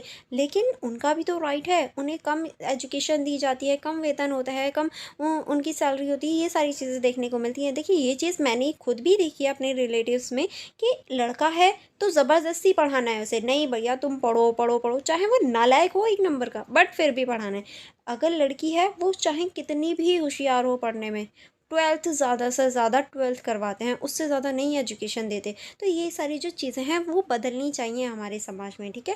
नेक्स्ट अब हम देखेंगे भूमिकाओं का निर्धारण। किस तरह से स्त्रियों को कोमल, संवेदनशील और आशिष समझा जाता है जबकि पुरुषों को तशील, स्वतंत्रता और समक्ष। यह लिंग आधारित भूमिकाओं का सामाजिक निर्माण है। यानी स्त्रियों को तो कोमल, संवेदनशील और नाजुक ऐसे माना जाता है और पुरुषों को शक्तिशाली, तर्कशील, जवाबदेही ऐसे माना जाता है। आपने देखा होगा अगर कोई लड़की जवाब दे दे तो बोलते हैं जवान लड़ा रही है या फिर जबान लड़ाना सीख गई है, ऐसा बोलते हैं। बट अगर पुरुष जवाब दे दे, भैया वो क्यों नहीं बोलेगा, वो तो मर्द है घर का, उसे तो बोलने का राइट है। ऐसी सिचुएशन क्रिएट होती है, ठीक है। अब हम देखेंगे इसका महत्व। महत्व में आप लिखेंगे स्त्री सिद्धांत ने लिंग के विचारों को केवल जैविक नहीं बल्कि एक राजनीतिक और सामाजिक मुद्दे मानते हैं। इसने इन लिंग को उस शक्ति संरचना से जोड़ा है जो स्त्रियों के अवसरों और अधिकारों को नियंत्रित करती है ताकि स्त्रियों को भी आगे बढ़ाया जा सके, ठीक है। चलिए अब हम देखेंगे निष्कर्ष की और निष्कर्ष हम देखेंगे स्त्री सिद्धांत के अनुसार लिंग केवल जैविक नहीं बल्कि सामाजिक सांस्कृतिक निर्मित है। यानी इनका मानना है कि लिंग जो है वो जैविक थोड़ी ना है, ऊपर वाले की तरफ से थोड़ी ना है बन के, ये तो हमारे सामाजिक और सांस्कृतिक निर्मित है जो पुरुषों और स्त्रियों के बीच कृत्रिम असमानताओं को जन्म देता है। और यही लिंग है जो पुरुष और स्त्रियों के बीच की जो असमानता है उन्हें जन्म देता है। इस सिद्धांत ने लिंग के पीछे छिपे शक्ति संबंधों और सामाजिक भेदभाव को उजागर किया है और समाज को अधिक समानतामूलन और न्याय संगत बनाने की दिशा में एक सशक्त विमर्श प्रस्तुत किया है ताकि जो समाज है वो आगे बढ़ सके और ये जो स्त्री पुरुष के भेदभाव हैं इनको दूर किया जा सके, ठीक है। नेक्स्ट क्वेश्चन है हमारा, क्या भारत एक सेक्युलर राज्य है? अब ये क्वेश्चन बन सकता है कि भारत एक सेक्युलर राज्य है या नहीं। है तो किस तरह से, ये आपको बताना है। चलिए देखेंगे परिचय में। भारत एक बहुधार्मिक, बहुजातीय और बहुसांस्कृतिक देश है जहाँ विभिन्न धर्मों के लोग एक साथ रहते हैं। ऐसे देशों के लिए धर्मनिरपेक्षता का आवश्यक राजनीतिक सिद्धांत बन जाता है। यानी देखिए हमारा जो भारत है वो बहुधार्मिक, बहुजातीय, बहुसांस्कृतिक देश है जिसमें धर्मनिरपेक्षता बहुत ज़्यादा इंपॉर्टेंट रोल निभाती है। भारतीय संविधान धर्म के प्रति एक तटस्थ और सामान्य दृष्टिकोण अपनाने की बात करता है। इसलिए यह प्रश्न उठता है, क्या भारत वास्तव में एक सेकुलर राज्य है? और देखिए ये क्या है, ये हमेशा सवाल उठता है क्योंकि हमारा जो भारत है वो एक तटस्थ और सामान्य जो दृष्टिकोण है वो अपनाने की बात करता है। तो ये तो उठेगा ही कि क्या सच में जो भारत है वो सेकुलर राज्य है या नहीं। ठीक है, तो अब हम देखेंगे धर्मनिरपेक्ष राज्य की क्या परिभाषा हो सकती है। तो धर्मनिरपेक्ष राज्य वह होता है जो किसी एक धर्म को राज्य धर्म नहीं मानता, यानी किसी भी एक धर्म को राज्य धर्म नहीं मानेगा, सभी धर्मों के समान व्यवहार करेगा और सभी धर्मों के साथ एक समान व्यवहार होगा। नागरिकों को धर्म की स्वतंत्रता प्रदान करेगा ताकि नागरिक अपने धर्म को चुन सकें। राज्य और धर्म के बीच स्पष्ट विभाजन या संतुलन बनाए रहेगा, यानी राज्य और जो धर्म है उसके बीच स्पष्ट जो संतुलन है वो दिखाई देगा। अब हम देखेंगे भारत में धर्मनिरपेक्षता का संवैधानिक आधार। भारत में धर्मनिरपेक्षता का संवैधानिक आधार क्या है, तो इसमें हम देखेंगे संविधान की प्रस्तावना किस तरह से 42वें संविधान संशोधन 1976 द्वारा सेकुलर शब्द प्रस्तावना में जोड़ा गया। इसमें स्पष्ट हुआ कि भारत एक धर्मनिरपेक्ष राज्य है। और हम कह सकते हैं 1976 में जो सेकुलर शब्द है वो जोड़ा गया था प्रस्तावना में, जिससे पता चलता है कि भारत एक धर्मनिरपेक्ष राज्य है। ठीक है, अब हम देखेंगे अनुच्छेद 25 और 28। इसमें क्या है, नागरिकों को धर्म की स्वतंत्रता, पूजा की स्वतंत्रता, धार्मिक संस्थाओं की स्थापना और प्रबंधन का अधिकार प्रदान किया जाता है। यानी जो हमारी धर्म की स्वतंत्रता है कि हम किसी भी धर्म को चूज कर सकते हैं, पूजा कर सकते हैं, पूजा पाठ कर सकते हैं, आराधना कर सकते हैं। धार्मिक जो संस्था हैं वो सभी हमारी अनुच्छेद 25 और 28 में दी गई हैं। अब हम देखेंगे अनुच्छेद 14 और 15। इसमें क्या है, समानता का अधिकार और धर्म के आधार पर भेदभाव न करने का स्पष्ट प्रावधान होता है, यानी धर्म के आधार पर कोई भी भेदभाव नहीं करेगा। ठीक है, नेक्स्ट है हमारा राज्य की धर्म से दूरी। किस तरह से भारतीय राज्य किसी धार्मिक कार्यक्रमों को प्रोत्साहन या प्राथमिकता नहीं दे सकते, यानी भारत के जो राज्य हैं वो किसी भी धर्म में ना तो खुद शामिल हो सकते हैं किसी भी धर्म के कार्यक्रम में, ना ही उन्हें बढ़ावा दे सकते हैं। ठीक है, नेक्स्ट अब हम देखेंगे भारतीय धर्मनिरपेक्षता की विशेषताएं। अगर हम भारतीय धर्मनिरपेक्षता की विशेषताओं की बात करें तो पहला आप लिखेंगे सकारात्मक धर्मनिरपेक्षता। भारत की सेकुलर नीति धर्म का निषेध नहीं करती बल्कि सभी धर्मों को समान सम्मान देती है। यानी जो भारत की सेकुलर नीति है वो किसी भी धर्म का निषेध या फिर उसकी बुराइयां नहीं करती बल्कि सभी को समान सम्मान देने का कार्य करती है, सभी को सम्मान देती है। ठीक है, नेक्स्ट अब हम देखेंगे धर्म और राज्य में संतुलन।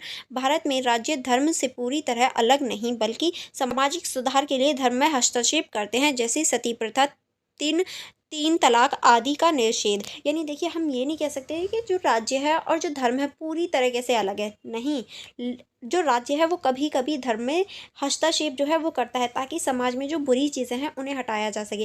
जैसे कि हिंदू धर्म में सती प्रथा थी, यानी अगर हस्बैंड मर गया तो जो लड़की होती थी, वाइफ होती थी, उसको भी ज़बरदस्ती जला दिया जाता था, तो उसको रोका गया। मुस्लिमों में 3 तलाक होता था कि अगर हस्बैंड गुस्से में है और उसने 3 बार बोल दिया कि तलाक है तलाक है, तो रियल में उन लोगों का तलाक हो जाता था, डिवोर्स हो जाता था सिर्फ हस्बैंड के बोलने से। स्त्री की तो अनुमति ली भी नहीं जाती थी। इसी वजह से इसका भी निषेध या फिर ये कहें इस पर भी प्रतिबंध लगाया गया। अब हम देखेंगे चुनौतियां क्या हैं। हालांकि भारत संवैधानिक रूप से धर्मनिरपेक्ष है परंतु धार्मिक, राजनीतिक, सांप्रदायिक दंगे, धार्मिक ध्रुवीकरण और अल्पसंख्यकों की सुरक्षा जैसी चुनौतियां इस आदर्श को समय समय पर घात पहुंचाती है। यानी हम कह सकते हैं हमारे जो संवैधानिक रूप से हैं हम धर्मनिरपेक्ष हैं, बट रियलिटी में अगर हम देखें राजनीतिक, सांप्रदायिक जो दंगे होते हैं वो कहीं ना कहीं हमारे धर्म को कहीं ना कहीं बीच में ले आते हैं, जिसकी वजह से क्या होता है, जो दंगे फसाद हैं वो पैदा होते हैं, चुनौतियाँ बन जाती हैं।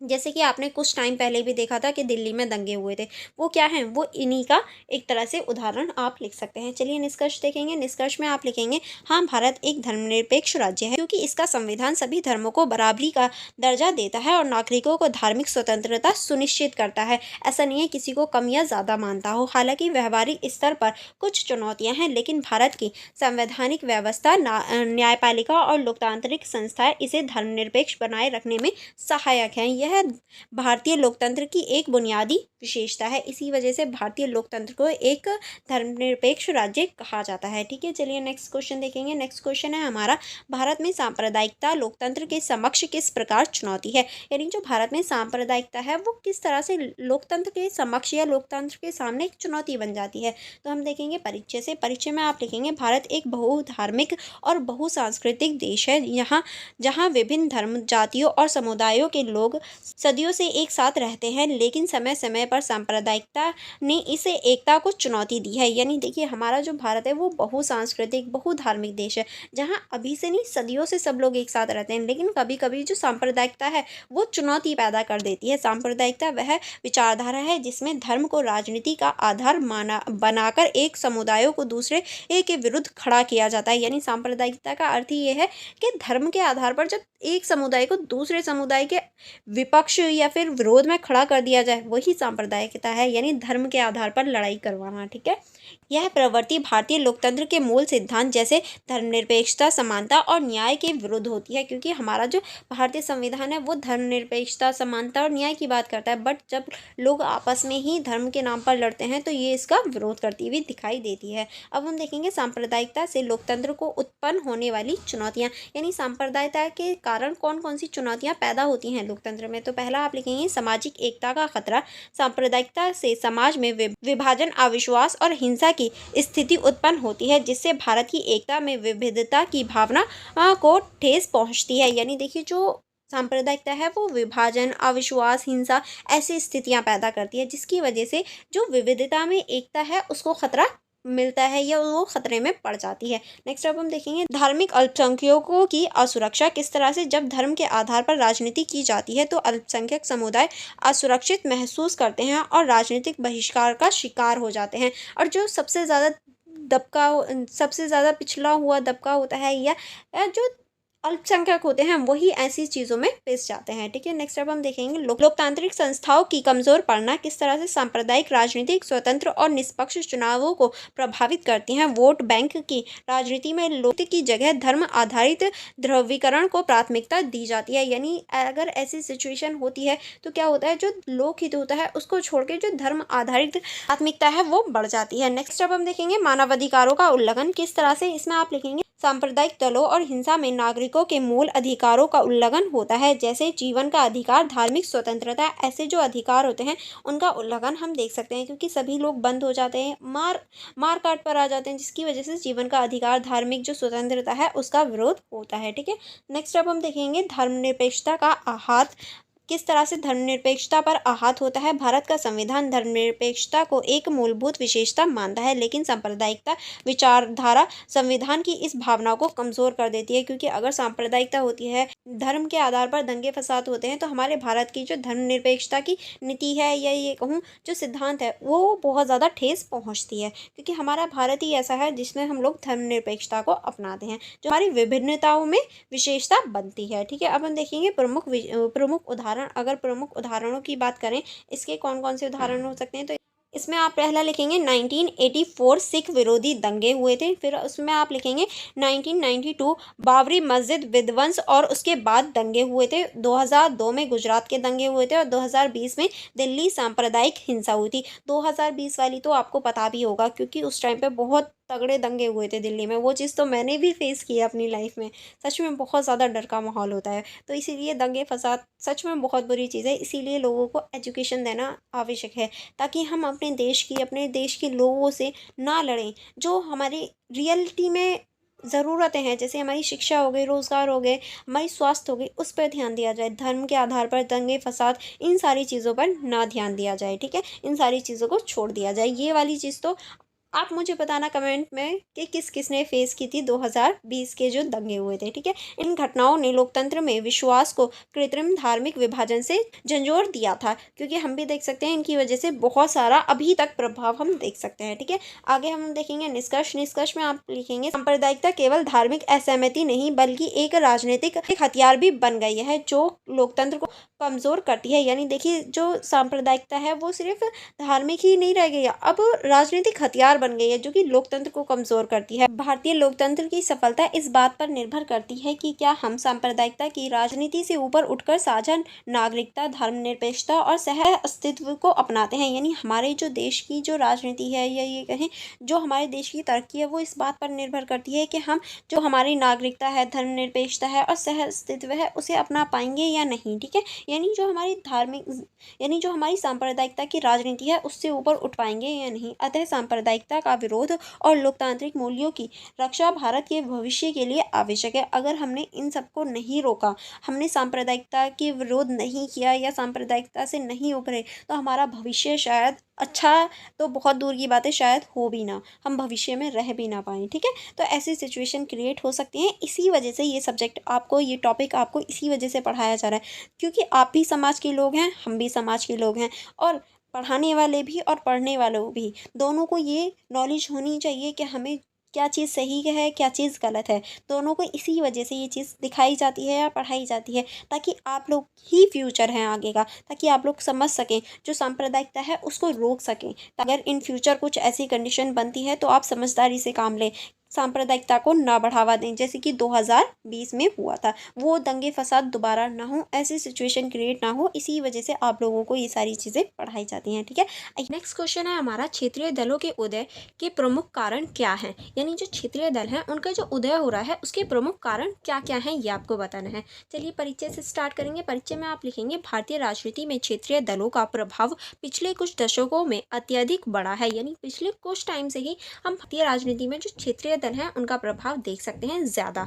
जहां पहले राष्ट्रीय दलों का वर्चस्व था, वहीं अब राज्यों और स्थानीय मुद्दों पर केंद्रीय क्षेत्रीय दलों की उपस्थिति ने भारतीय संघीय व्यवस्था और लोकतांत्रिक राजनीति को नया आयाम दिया है। यानी देखिए, पहले जो थे वो सिर्फ राष्ट्रीय जो दल थे, उन्हीं का वर्चस्व था, और गिने चुने ही कुछ दल थे। लेकिन अब जो है वो क्षेत्रीय दल का जो वर्चस्व है वो भी बढ़ रहा है, जिसकी वजह से ये राजनीति को नया आयाम दे रहे हैं। ठीक है, क्षेत्रीय दलों के उदय के प्रमुख कारण क्या क्या हैं। अगर हम इनके प्रमुख कारणों की बात करें कि इनका उदय क्यों हो रहा है, तो पहला आप लिखेंगे, क्षेत्रीय असीमिता और पहचान की भावना। किस तरह से क्षेत्रीय असीमिता और पहचान की भावना है, इसमें आप लिखेंगे, भारत जैसे विविधताओं वाले देश में भाषा, संस्कृति, जाति और क्षेत्रीय पहचान को लेकर लोग विशेष जुड़ाव रखते हैं। यानी देखिए, भारत जो है वो एक विविधता वाला देश है, जहाँ हर क्षेत्र की अपनी भाषा, अपनी संस्कृति, अपनी जाति, अपना जो क्षेत्रीय पहचान है वो होती है, जिसकी वजह से लोग अपने क्षेत्रों को आगे बढ़ाना चाहते हैं। क्षेत्रीय दल इन भाषाओं को राजनीतिक मंच देते हैं, जिससे उन्हें जन समर्थन मिलता है, और इसी वजह से जो उनकी क्षेत्रीय भाषा है उसे एक तरह से राजनीतिक मंच मिल जाता है। इसी वजह से जो क्षेत्रीय दल हैं वो बढ़ रहे हैं। नेक्स्ट आप इसमें लिखेंगे, केंद्रीय सरकार की उपेक्षा। किस तरह से कई बार राज्यों को लगता है कि केंद्रीय सरकार उनके क्षेत्रीय मुद्दों की अनदेखी कर रहा है, जिससे नाराजगी बढ़ती है और क्षेत्रीय नेतृत्व उभरता है। यानी कई बार ऐसा भी लगता है जनता को कि जो उनके क्षेत्रीय मुद्दे हैं उनको सरकार नज़रअंदाज कर देती है, इग्नोर करती है, जिसकी वजह से जो क्षेत्रीय नाराजगी है वो बढ़ती है, और वो फिर अपने ही क्षेत्र का किसी इंसान को खड़ा करते हैं या किसी को लेकर आते हैं जो अपने ही क्षेत्र का हो। नेक्स्ट अब हम देखेंगे, भाषाई और सांस्कृतिक विविधता। भारत में भाषाई और सांस्कृतिक विविधता बहुत गहरी है। क्षेत्रीय दल इन विविधताओं की रक्षा के लिए संघर्ष करते हैं और लोगों के बीच लोकप्रिय हो जाते हैं। यानी जो क्षेत्रीय दल हैं, जो भाषाई विविधता है उसको भी बढ़ाने या फिर ये कहें उसको सुरक्षित करने का कार्य करते हैं, जिसकी वजह से जो वो हैं, वो क्षेत्रीय दल जो होते हैं वो लोगों के बीच लोकप्रिय हो जाते हैं। ये भी कारण है कि क्षेत्रीय दल जो हैं वो आजकल बहुत ज़्यादा हो गए हैं। नेक्स्ट अब हम देखेंगे, जातीय और उपराष्ट्रीय आंदोलनों का प्रभाव। किस तरह से जो जातीय और उपराष्ट्रीय आंदोलन है उनका प्रभाव हो रहा है। बहुत से क्षेत्रीय दल जातीय आधारित या उपराष्ट्रीय आंदोलन से उत्पन्न हुए हैं, जैसे दलित आंदोलन, पिछड़ा वर्ग आंदोलन, गोरखा आंदोलन आदि। इनका राजनीतिक रूप क्षेत्रीय दलों के रूप में सामने आया। यानी कुछ ऐसे आंदोलन हैं जो जाति या फिर जो राष्ट्रीय आंदोलन होते हैं उनसे ही उभरे हैं। उनके उदाहरण में आप ये सारे आंदोलन लिख सकते हैं, ये सारे जो वर्ग हैं ये लिख सकते हैं, जो कि राजनीतिक क्षेत्र के रूप में उभर कर सामने आए हैं। नेक्स्ट अब हम देखेंगे, राष्ट्रीय दलों की विफलता। किस तरह से जो राष्ट्रीय दल हैं उनकी विफलता हो रही है, चलिए इसको देख लेते हैं। इसमें आप लिखेंगे, राष्ट्रीय दल कई बार स्थानीय समस्याओं और जनभाषाओं को समझने और हल करने में विफल रहते हैं, जिससे जनता स्थानीय विकल्प यानी क्षेत्रीय दलों की ओर आकर्षित हो जाती है। क्योंकि अगर सरकार उनके मुद्दों पर ध्यान नहीं देगी तो वो क्या करेंगे, जो लोकल वाले क्षेत्रीय जो दल हैं उनकी तरफ ही तो आकर्षित होगी। तो ऐसा ही होता है। ठीक है, नेक्स्ट अब हम देखेंगे गठबंधन युग की राजनीति किस तरह से 1990 के बाद भारत में गठबंधन सरकार का दौर शुरू हुआ, जिससे क्षेत्रीय दलों को राष्ट्रीय राजनीति में भी भूमिका मिलने लगी। इससे उनकी ताकत और महत्व बढ़ गया। यानी जब गठबंधन सरकार होती है तो क्षेत्रीय जो दल होते हैं जिनके पास छोटे मोटे वोट्स होते हैं वो भी गठबंधन करके सरकार में आ जाते हैं, जो कि हमारे 1990 से शुरू हुआ था, जिसकी वजह से जो वो दल होते हैं उन्हें उन्हें महत्व और ताकत मिलने लगी। ठीक है, अगर हम उदाहरण की बात करें तो चलिए उदाहरण में आप लिखेंगे द्रविड़ मुनेन्द्र कड़गम DMK तमिलनाडु से हुए। नेक्स्ट आप इसमें लिखेंगे तेलुगु देशम पार्टी जिसको TDP भी बोलते हैं जो आंध्र प्रदेश में है, शिवसेना जो कि महाराष्ट्र में है, समाजवादी पार्टी बहुजन समाज पार्टी जो कि आप उत्तर प्रदेश में देख सकते हैं, तृणमूल कांग्रेस जो कि पश्चिम बंगाल में देखी जा सकती है। ये सभी इनके उदाहरण हो जाते हैं। ठीक है, चलिए निष्कर्ष की ओर बढ़ेंगे। इस क्वेश्चन के निष्कर्ष में आप क्या लिखेंगे, निष्कर्ष में आप लिखेंगे क्षेत्रीय दलों का उदय भारत की संघीय और लोकतांत्रिक संरचना की प्रकृति को दर्शाता है। यह दल स्थानीय समस्याओं की पहचान, संस्कृति की रक्षा और राज्यों के अधिकारों की वकालत करते हैं। हालांकि कभी कभी इनकी अत्यधिक क्षेत्रीयता राष्ट्रीय एकता के लिए चुनौती भी बन सकती है, लेकिन समग्र रूप से यह भारतीय लोकतंत्र को बहुआयामी और सहभागी बनाते हैं। ठीक है, इसीलिए हम कह सकते हैं ये इंपॉर्टेंट भी है। आई होप आपको ये क्वेश्चन समझ में आया होगा। चलिए नेक्स्ट क्वेश्चन की तरफ बढ़ेंगे। नेक्स्ट क्वेश्चन है हमारी पहली पंचवर्षीय योजना में भारत की नियोजन विकास के बारे में आप क्या समझते हैं। यानी जो हमारी पहली पंचवर्षीय योजना आई थी उसमें भारत की जो नियोजन विकास की नीति थी उससे आप क्या समझते हैं, ये आपको बताना है। चलिए परिचय से देखेंगे। परिचय में आप लिखेंगे स्वतंत्रता प्राप्ति के बाद भारत एक आर्थिक रूप से पिछड़ा और सामाजिक रूप से असमान देश था, क्योंकि हम लोग बहुत ज़्यादा आर्थिक रूप से पीछे हो गए थे स्वतंत्रता के बाद। ऐसे में देश को समग्र विकास के लिए नियोजित विकास की आवश्यकता महसूस हुई और नियोजित तरीके से हम विकास करेंगे तभी आगे बढ़ सकते थे, ऐसा लोगों को लगा। इसी उद्देश्य से भारत ने स्वयं संघ की तर्ज पर पंचवर्षीय योजना की शुरुआत करी और जो हमारा नियोजित विकास है उसके लक्ष्य या फिर उसको प्राप्त करने के लिए जो पंचवर्षीय योजनाएं हैं वो बनाई गई थी। पहली पंचवर्षीय योजना 1951 से 56 तक बनाई थी। भारत में योजना आधारित विकास प्रक्रिया शुरू हुई, यानी जो भारत है उसमें जो योजना आधारित विकास है वो शुरू हो गया था हमारा 1951 से। इसका मुख्य उद्देश्य आर्थिक पुनर्निर्माण और कृषि विकास था, ताकि जो हमारी अर्थव्यवस्था बहुत ज़्यादा डाउन हो चुकी है उसको ऊपर उठाया जा सके। अगर मुख्य उद्देश्य की बात करें तो इसमें आप लिखेंगे कृषि और सिंचाई पर विशेष जोर। किस तरह से कृषि और सिंचाई पर विशेष जोर दिया गया, खाद्यान्न की कमी, बाढ़, सूखा जैसी समस्याओं से निपटने के लिए कृषि क्षेत्र में सुधार तथा सिंचाई परियोजनाओं पर विशेष ध्यान दिया गया, ताकि जो खाद्यान्न की कमी हो रही थी, बाढ़ जैसी समस्याएं थी, सूखा हो रहा था, कृषि नहीं हो रही थी, ऐसी जो समस्याएं हैं उनसे निपटा जा सके और हमारी अर्थव्यवस्था बढ़ सके, यानी हमारी अर्थव्यवस्था में ग्रोथ हो सके। नेक्स्ट अब हम देखेंगे रोजगार सृजन। ग्रामीण क्षेत्रों में स्वरोजगार के अवसर बढ़ाने और गरीबी हटाने की दिशा में पहल की गई, ताकि जो रोजगार है वो बढ़ सके और जो लोग हैं वो गरीबी से दूर हो सकें। ठीक है, अब हम देखेंगे नेक्स्ट आधारभूत ढांचे का निर्माण। किस तरह से आधारभूत ढांचे का निर्माण हुआ, सड़कें, पुलों और बिजली परियोजना और परिवहन के माध्यम का विकास किया गया, ताकि दीर्घकालीन आर्थिक आधार बनाया जा सके। क्योंकि सड़कें हो गई, पुल हो गए, जो बिजली परियोजना है वो हो गई, वो हमारे दीर्घकालीन जो अर्थव्यवस्था का आधार है वो तैयार करता है। इसी वजह से इन मुद्दों पर ध्यान दिया गया। नेक्स्ट अब हम देखेंगे समाजवादी सोच का प्रभाव। किस तरह से जो समाजवादी सोच है उसका प्रभाव हो रहा था, तो इसमें आप लिखेंगे योजना में राज्य की भूमिका महत्वपूर्ण रही और संसाधनों के न्याय संगत वितरण पर भी बल दिया गया। जो योजना थी इसमें जो महत्वपूर्ण संसाधन है और जो संसाधनों का वितरण है वो इम्पोर्टेंट रोल निभाने लगा। नेक्स्ट अब हम देखेंगे प्रमुख उपलब्धियों की बात करें कि हमने क्या क्या हासिल किया, तो आप पहला इसमें लिखेंगे भाखड़ नागल परियोजना, दामोदर घाटी परियोजना जैसे बड़े जो बांध हैं वो इस टाइम पे ही बनाए गए थे, जो आज भी आप देख सकते हैं। नेक्स्ट आप इसमें लिखेंगे कृषि उत्पादन में वृद्धि हुई, बहुत सारी वृद्धि है, बहुत बड़ी लेवल पर हम यहाँ वृद्धि देख सकते हैं। नेक्स्ट आप इसमें लिखेंगे राष्ट्रीय आय में लगभग 3.6% की औसत वार्षिक वृद्धि दर्ज की गई, यानी औसत जो हमारी वार्षिक दर है उसमें हम 3.6 की जो वृद्धि है वो देख सकते हैं। नेक्स्ट आप इसमें लिखेंगे नियोजन आय की भूमिका स्थापित हुई, यानी जो नियोजन आय है है, उसकी जो भूमिका है वो स्थापित हो गई थी। ठीक है, चलिए आगे बढ़ेंगे। आगे अब हम देखेंगे सीमाएं और चुनौतियां, यानी कौन कौन सी सीमाएं हैं और कौन कौन सी इसमें चुनौतियां आप लिख सकते हैं। औद्योगिक विकास पर अपेक्षाकृत कम ध्यान दिया गया, यानी इस टाइम पे कृषि पर ध्यान दिया गया था, लेकिन औद्योगिक जो विकास है उसको एक तरह से नज़रअंदाज किया जा रहा था। नेक्स्ट आप इसमें लिखेंगे सामाजिक क्षेत्र, शिक्षा स्वास्थ्य में पर्याप्त प्रासंगिक नहीं थी, यानी जो समाज है, शिक्षा है, स्वास्थ्य है, उस पर भी ज़्यादा ध्यान नहीं दिया गया। योजनाओं की सफलता पर परावर्तन और क्रियान्वयन तंत्र की कमी प्रभाव होती है, यानी हम इनमें ये सारी जो कमी है वो देख सकते हैं। ठीक है, चलिए अब हम देखेंगे इस क्वेश्चन का निष्कर्ष क्या। आप इस क्वेश्चन के निष्कर्ष में क्या लिख सकते हैं। निष्कर्ष में आप लिखेंगे पहली पंचवर्षीय योजना भारत में नियोजित विकास की आधारशिला थी, यानी जो हमारी पहली पंचवर्षीय योजना थी वो भारत की एक तरह से नियोजित विकास की आधारशिला थी।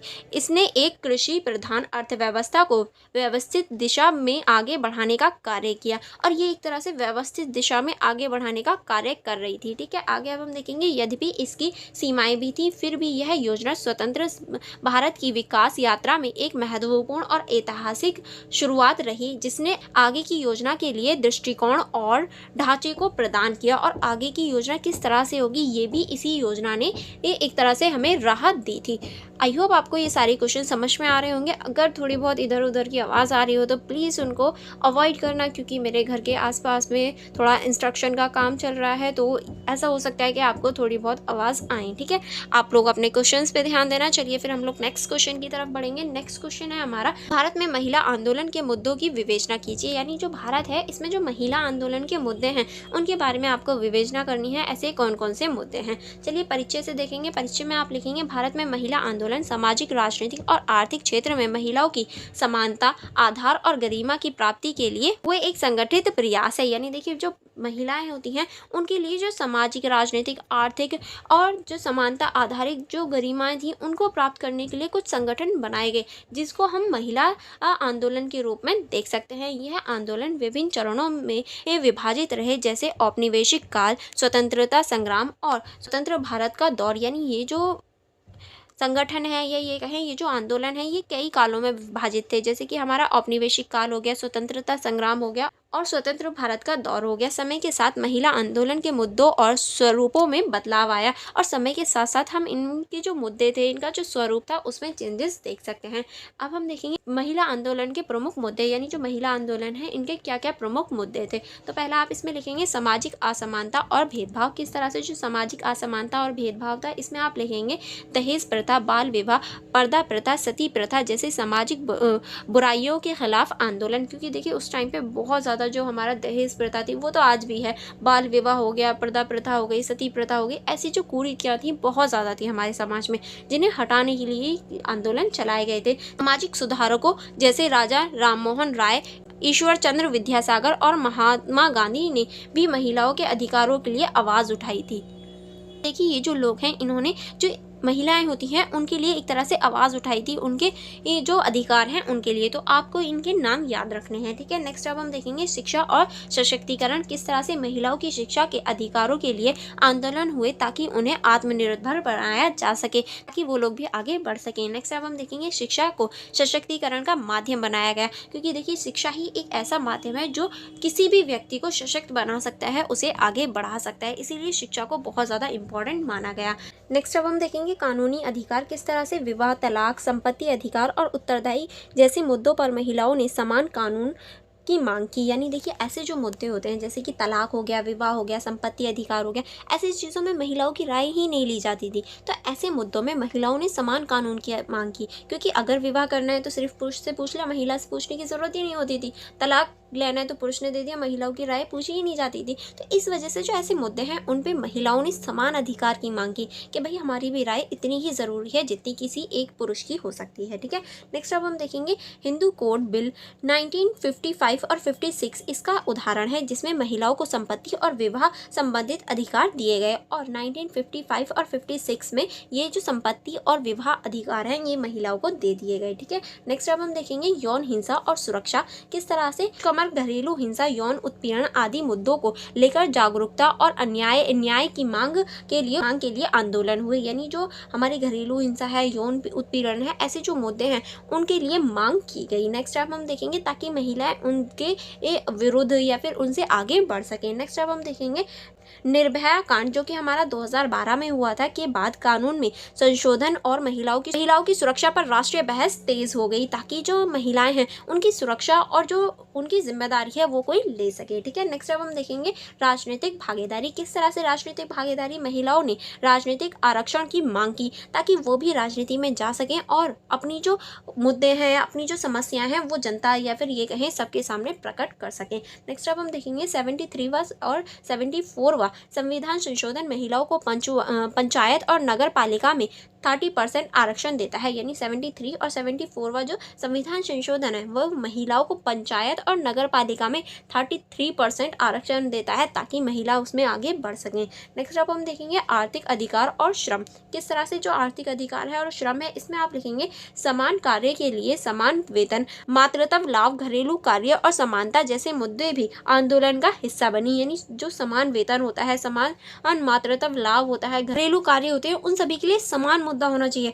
ऐसा नहीं है अगर घर का काम है तो आजा बेटी तू कर दे, अगर बाहर का काम है जा बेटा तू कर दे, ऐसा नहीं होना चाहिए भाई। अगर जो भी लड़का, अगर कोई आपका लड़का है जो बहुत अच्छा खाना बना सकता है तो बेशक उन्हें खाना बनाने की परमिशन होनी चाहिए। लड़की है जो नहीं बना सकती बट वो कुछ और अच्छा कर सकती है तो उसे परमिशन होनी चाहिए कि वो कुछ जो अच्छा कर सकती है वो उस कैटेगरी में जा सके। ठीक है, तो इस तरह से जो हमारे अधिकार हैं या ये कहूँ इस तरह की जो मांग है उन्हें रखा गया था। ठीक है, अब हम देखेंगे इस क्वेश्चन का निष्कर्ष में आप लिखेंगे भारत में महिला आंदोलन ने न केवल सामाजिक कुरीतियों और भेदभाव को चुनौती दी थी बल्कि महिलाओं को संवैधानिक कानून और राजनीतिक अधिकार दिलाने में भी अहम भूमिका निभाई। यानी देखिए ये जो महिला के जो आंदोलन हो रहे थे, ये कानून जो आ रहे थे, इन सभी ने सिर्फ महिलाओं को एक तरह से चुनौती या महिलाओं की जो बहुत ज़्यादा जिंदगी बेकार थी उसको चुनौती देने का काम ही नहीं बल्कि जो संवैधानिक कानूनी राजनीतिक अधिकार है वो भी दिलाने में महत्वपूर्ण भूमिका निभाई थी। कि अभी भी पितृसत्तात्मक मानसिकता और संरचनात्मकता असमानता मौजूद है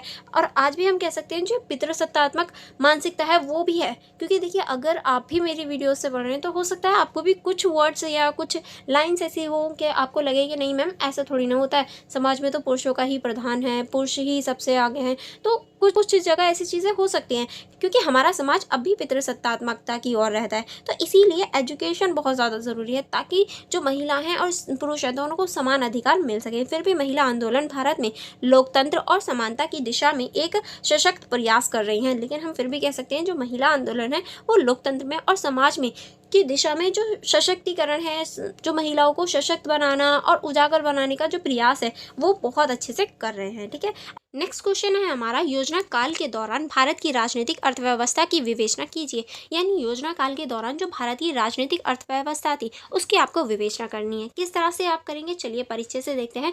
भारत में योजना काल की शुरुआत 1951 से पहले पंचवर्षीय योजना से शुरू हुई। देखिए लास्ट वीडियो में ही मैंने आपको बताया था 1951 में ही हमारी पहली पंचवर्षीय योजना आई थी जिसकी वजह से हमने योजना के आधार पर यह योजना से चलना शुरू किया था ताकि हमारी जो अर्थव्यवस्था है वो अच्छी हो सके और इस प्रकार 2014 तक चली। और ये जो योजना काल था ये हमारा 2014 तक चला जब योजना आयोग को समाप्त कर नीति आयोग की स्थापना की गई। और 2014 में ही जो योजना आयोग है उसकी समाप्ति कर नीति आयोग की जो स्थापना है वो की थी। किसने की थी ये आप मुझे बताना, ठीक है, कमेंट बॉक्स में, बहुत ज़्यादा इंपॉर्टेंट है। इस काल में भारत ने मिश्रित अर्थव्यवस्था को अपनाकर जिसमें राज्य निजी क्षेत्र दोनों की भागीदारी थी, इस दौरान भारत की राजनीतिक अर्थव्यवस्था में कई बड़े परिवर्तन आए। यानी हमारी जो योजना काल थी उसमें हमने मिश्रित अर्थव्यवस्था को अपनाया था जिसमें जो सरकारी है और जो निजी है दोनों ने मिलकर भाग दिया ताकि जो राजनीति है और जो हमारी अर्थव्यवस्था है उसमें परिवर्तन या कहूँ सुधार आ सके। क्योंकि स्वतंत्रता के बाद हमारी आर्थिक स्थिति बहुत ज़्यादा बेकार थी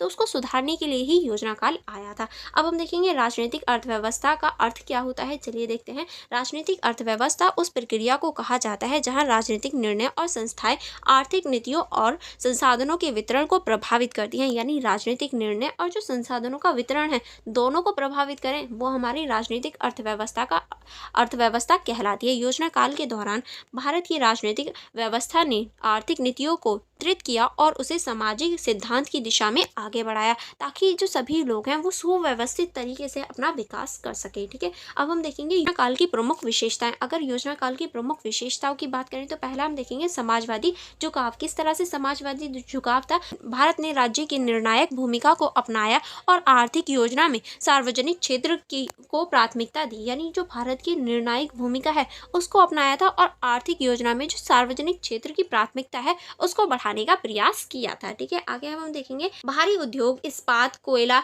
रेल आदि पर सरकार का नियंत्रण था, यानी ये जो क्षेत्र थे वो सभी सरकार के नियंत्रण में आते थे। ठीक है, नेक्स्ट अब हम देखेंगे मिश्रित अर्थव्यवस्था की स्थापना। किस तरह से योजना काल में निजी और सार्वजनिक क्षेत्रों दोनों में भूमिका दी गई, परंतु कुंजी क्षेत्रों में सरकार की प्रधानता रही, यानी देखिए दोनों ही क्षेत्रों में ये जो मिश्रित अर्थव्यवस्था है उसे हमने अपनाया था, चाहे वो निजी हो या सार्वजनिक हो। ठीक है, नेक्स्ट आप इसमें लिखेंगे भूमि सुधार और गरिमा उन्मूलन। किस तरह से भूमि सीलिंग, बटाई सुधार, गरिमा रेखा के नीचे यानी BPL रखने वालों के लिए योजना शुरू की गई। जो गरिमा रेखा से नीचे आते हैं उन्हें हम BPL कहते हैं, उनके लिए भी योजनाएं बनाई गई। गरीबी हटाओ 1971 जैसे राजनीतिक नारे आर्थिक योजना से जुड़े। गरीबी हटाओ ऐसे जो नारे हैं वो 1971 में आर्थिक योजना के साथ में जुड़े, ताकि ये जो अर्थव्यवस्था है और जो हमारी राजनीति है दोनों को चलाया जा सके सुव्यवस्थित रूप से। नेक्स्ट अब हम देखेंगे लाइसेंस, राज्य और नियंत्रण। किस तरह से सरकार ने उत्पादन, मूल्य, व्यापार और निवेश पर कठोर नियंत्रण बनाए रखे, जिससे लाइसेंस राज्य कहा गया। यानी देखिए जो उत्पादन है और व्यापार है, निवेश है, इन सभी पर कठोर नियम बनाए गए, कानून बनाए गए, जिन्हें लाइसेंस राज्य कहते हैं।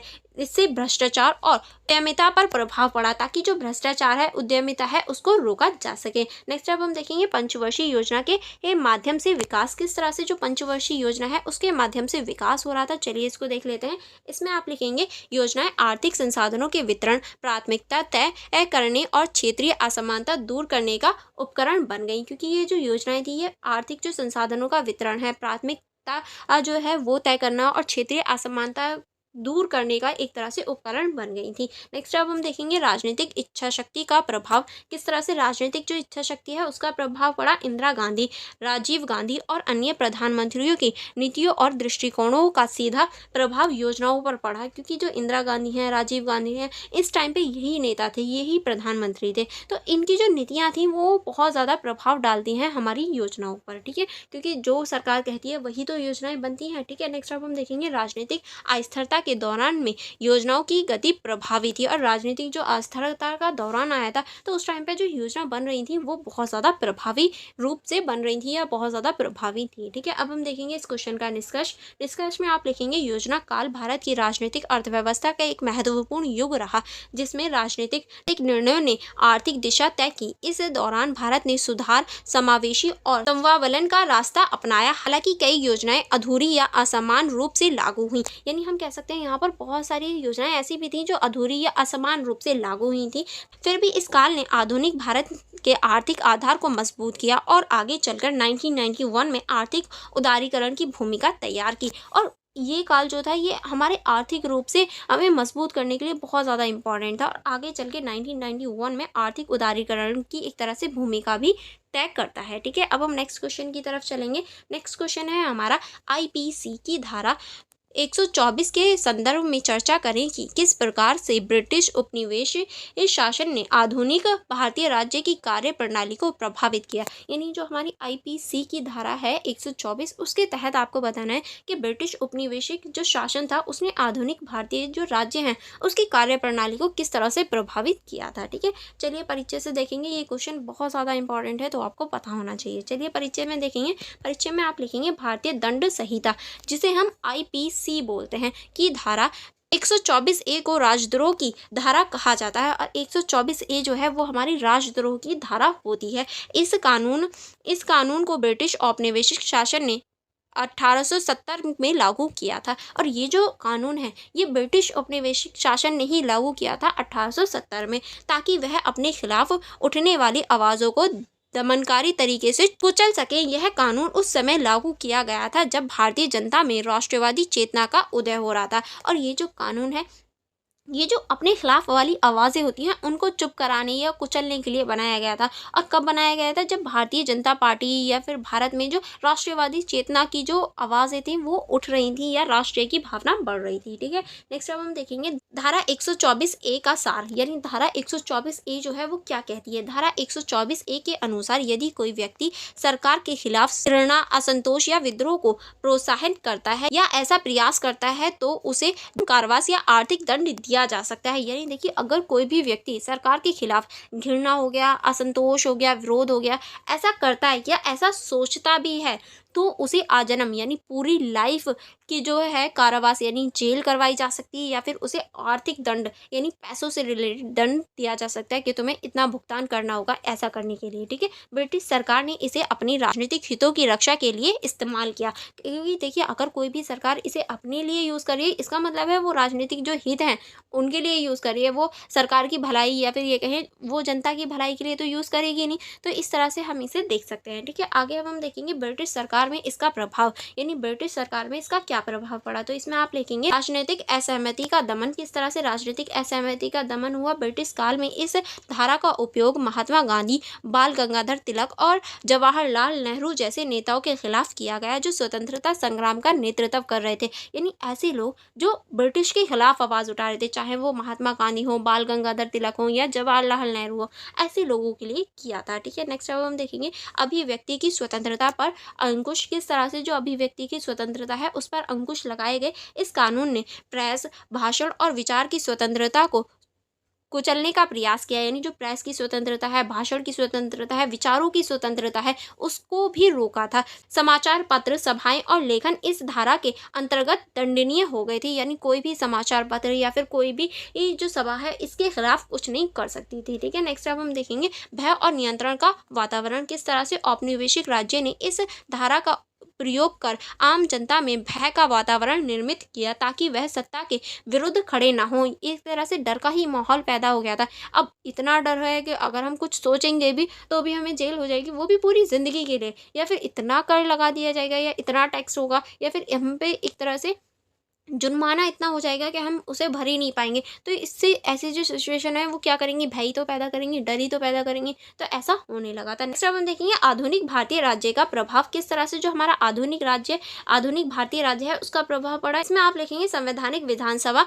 भारतीय संविधान अनुच्छेद 91A के तहत अभिव्यक्ति की स्वतंत्रता की गारंटी देता है। यानी हमारा जो भारतीय संविधान है वो उसका जो 19A है वो अभिव्यक्ति की स्वतंत्रता की गारंटी देता है। लेकिन आईपीएम की धारा 124A आज भी अस्तित्व में है। देखिए ये जो है ये हमें अभिव्यक्ति की जो स्वतंत्रता है उसकी गारंटी तो देता है, लेकिन हमारी आईपीसी की जो धारा है 124 वो अब भी है अस्तित्व में। इससे लोकतांत्रिक अधिकारों और कानूनों के बीच टकराव होता है, क्योंकि ये तो सारे अधिकार छीन लेती है और हमारा जो संविधान है वो हमें खुद अधिकार देता है। तो इस तरह से टकराव वाली जो स्थिति है वो पैदा हो जाती है। लोकतांत्रिक कार्यप्रणाली पर असर। किस तरह से लोकतांत्रिक जो कार्यप्रणाली है उस पर इसका असर होता है। आधुनिक भारत में कई बार सरकारों ने असहमति या आलोचना को दबाने के लिए इस धारा का प्रयोग किया है। यानी अभी भी हमारे भारत में ऐसी कई बार हुआ है कि जो असहमति है या आलोचना है उसको दबाने के लिए इसका प्रयोग किया गया है, जिससे लोकतंत्र और नागरिक अधिकारों पर प्रश्न उठ जाता है, क्योंकि हमारा जो लोकतंत्र है या नागरिक के जो अधिकार हैं वो तो इस चीज़ की परमिशन नहीं देते। अगर फिर भी कोई इसी का यूज़ करता है तो वो एक तरह से सवाल ही उठा रहा है। ठीक है, अब हम देखेंगे नेक्स्ट है हमारा न्यायपालिका की भूमिका। न्यायपालिका की क्या भूमिका है चलिए देखते हैं। सुप्रीम कोर्ट ने केदारनाथ बनाम राज्य 1962 मामले में स्पष्ट किया कि धारा 124A तभी ही लागू होगी जब कोई कार्य हिंसा या सार्वजनिक व्यवस्था भंग करने की सीधा खतरा पैदा करेगा। देखिए जो हमारा 1962 है उसमें एक केस आया था, उसमें ये चीज़ क्लियर की गई कि जो हमारा 124A है ये जो है ये हम तब लागू करेंगे जब हमारे कोई बड़ी हिंसा या सार्वजनिक जो सभा है उसको भंग करना या फिर कोई बड़ा खतरा होगा, तभी हम इसको लागू करेंगे। ठीक है, अब हम देखेंगे इस क्वेश्चन का निष्कर्ष।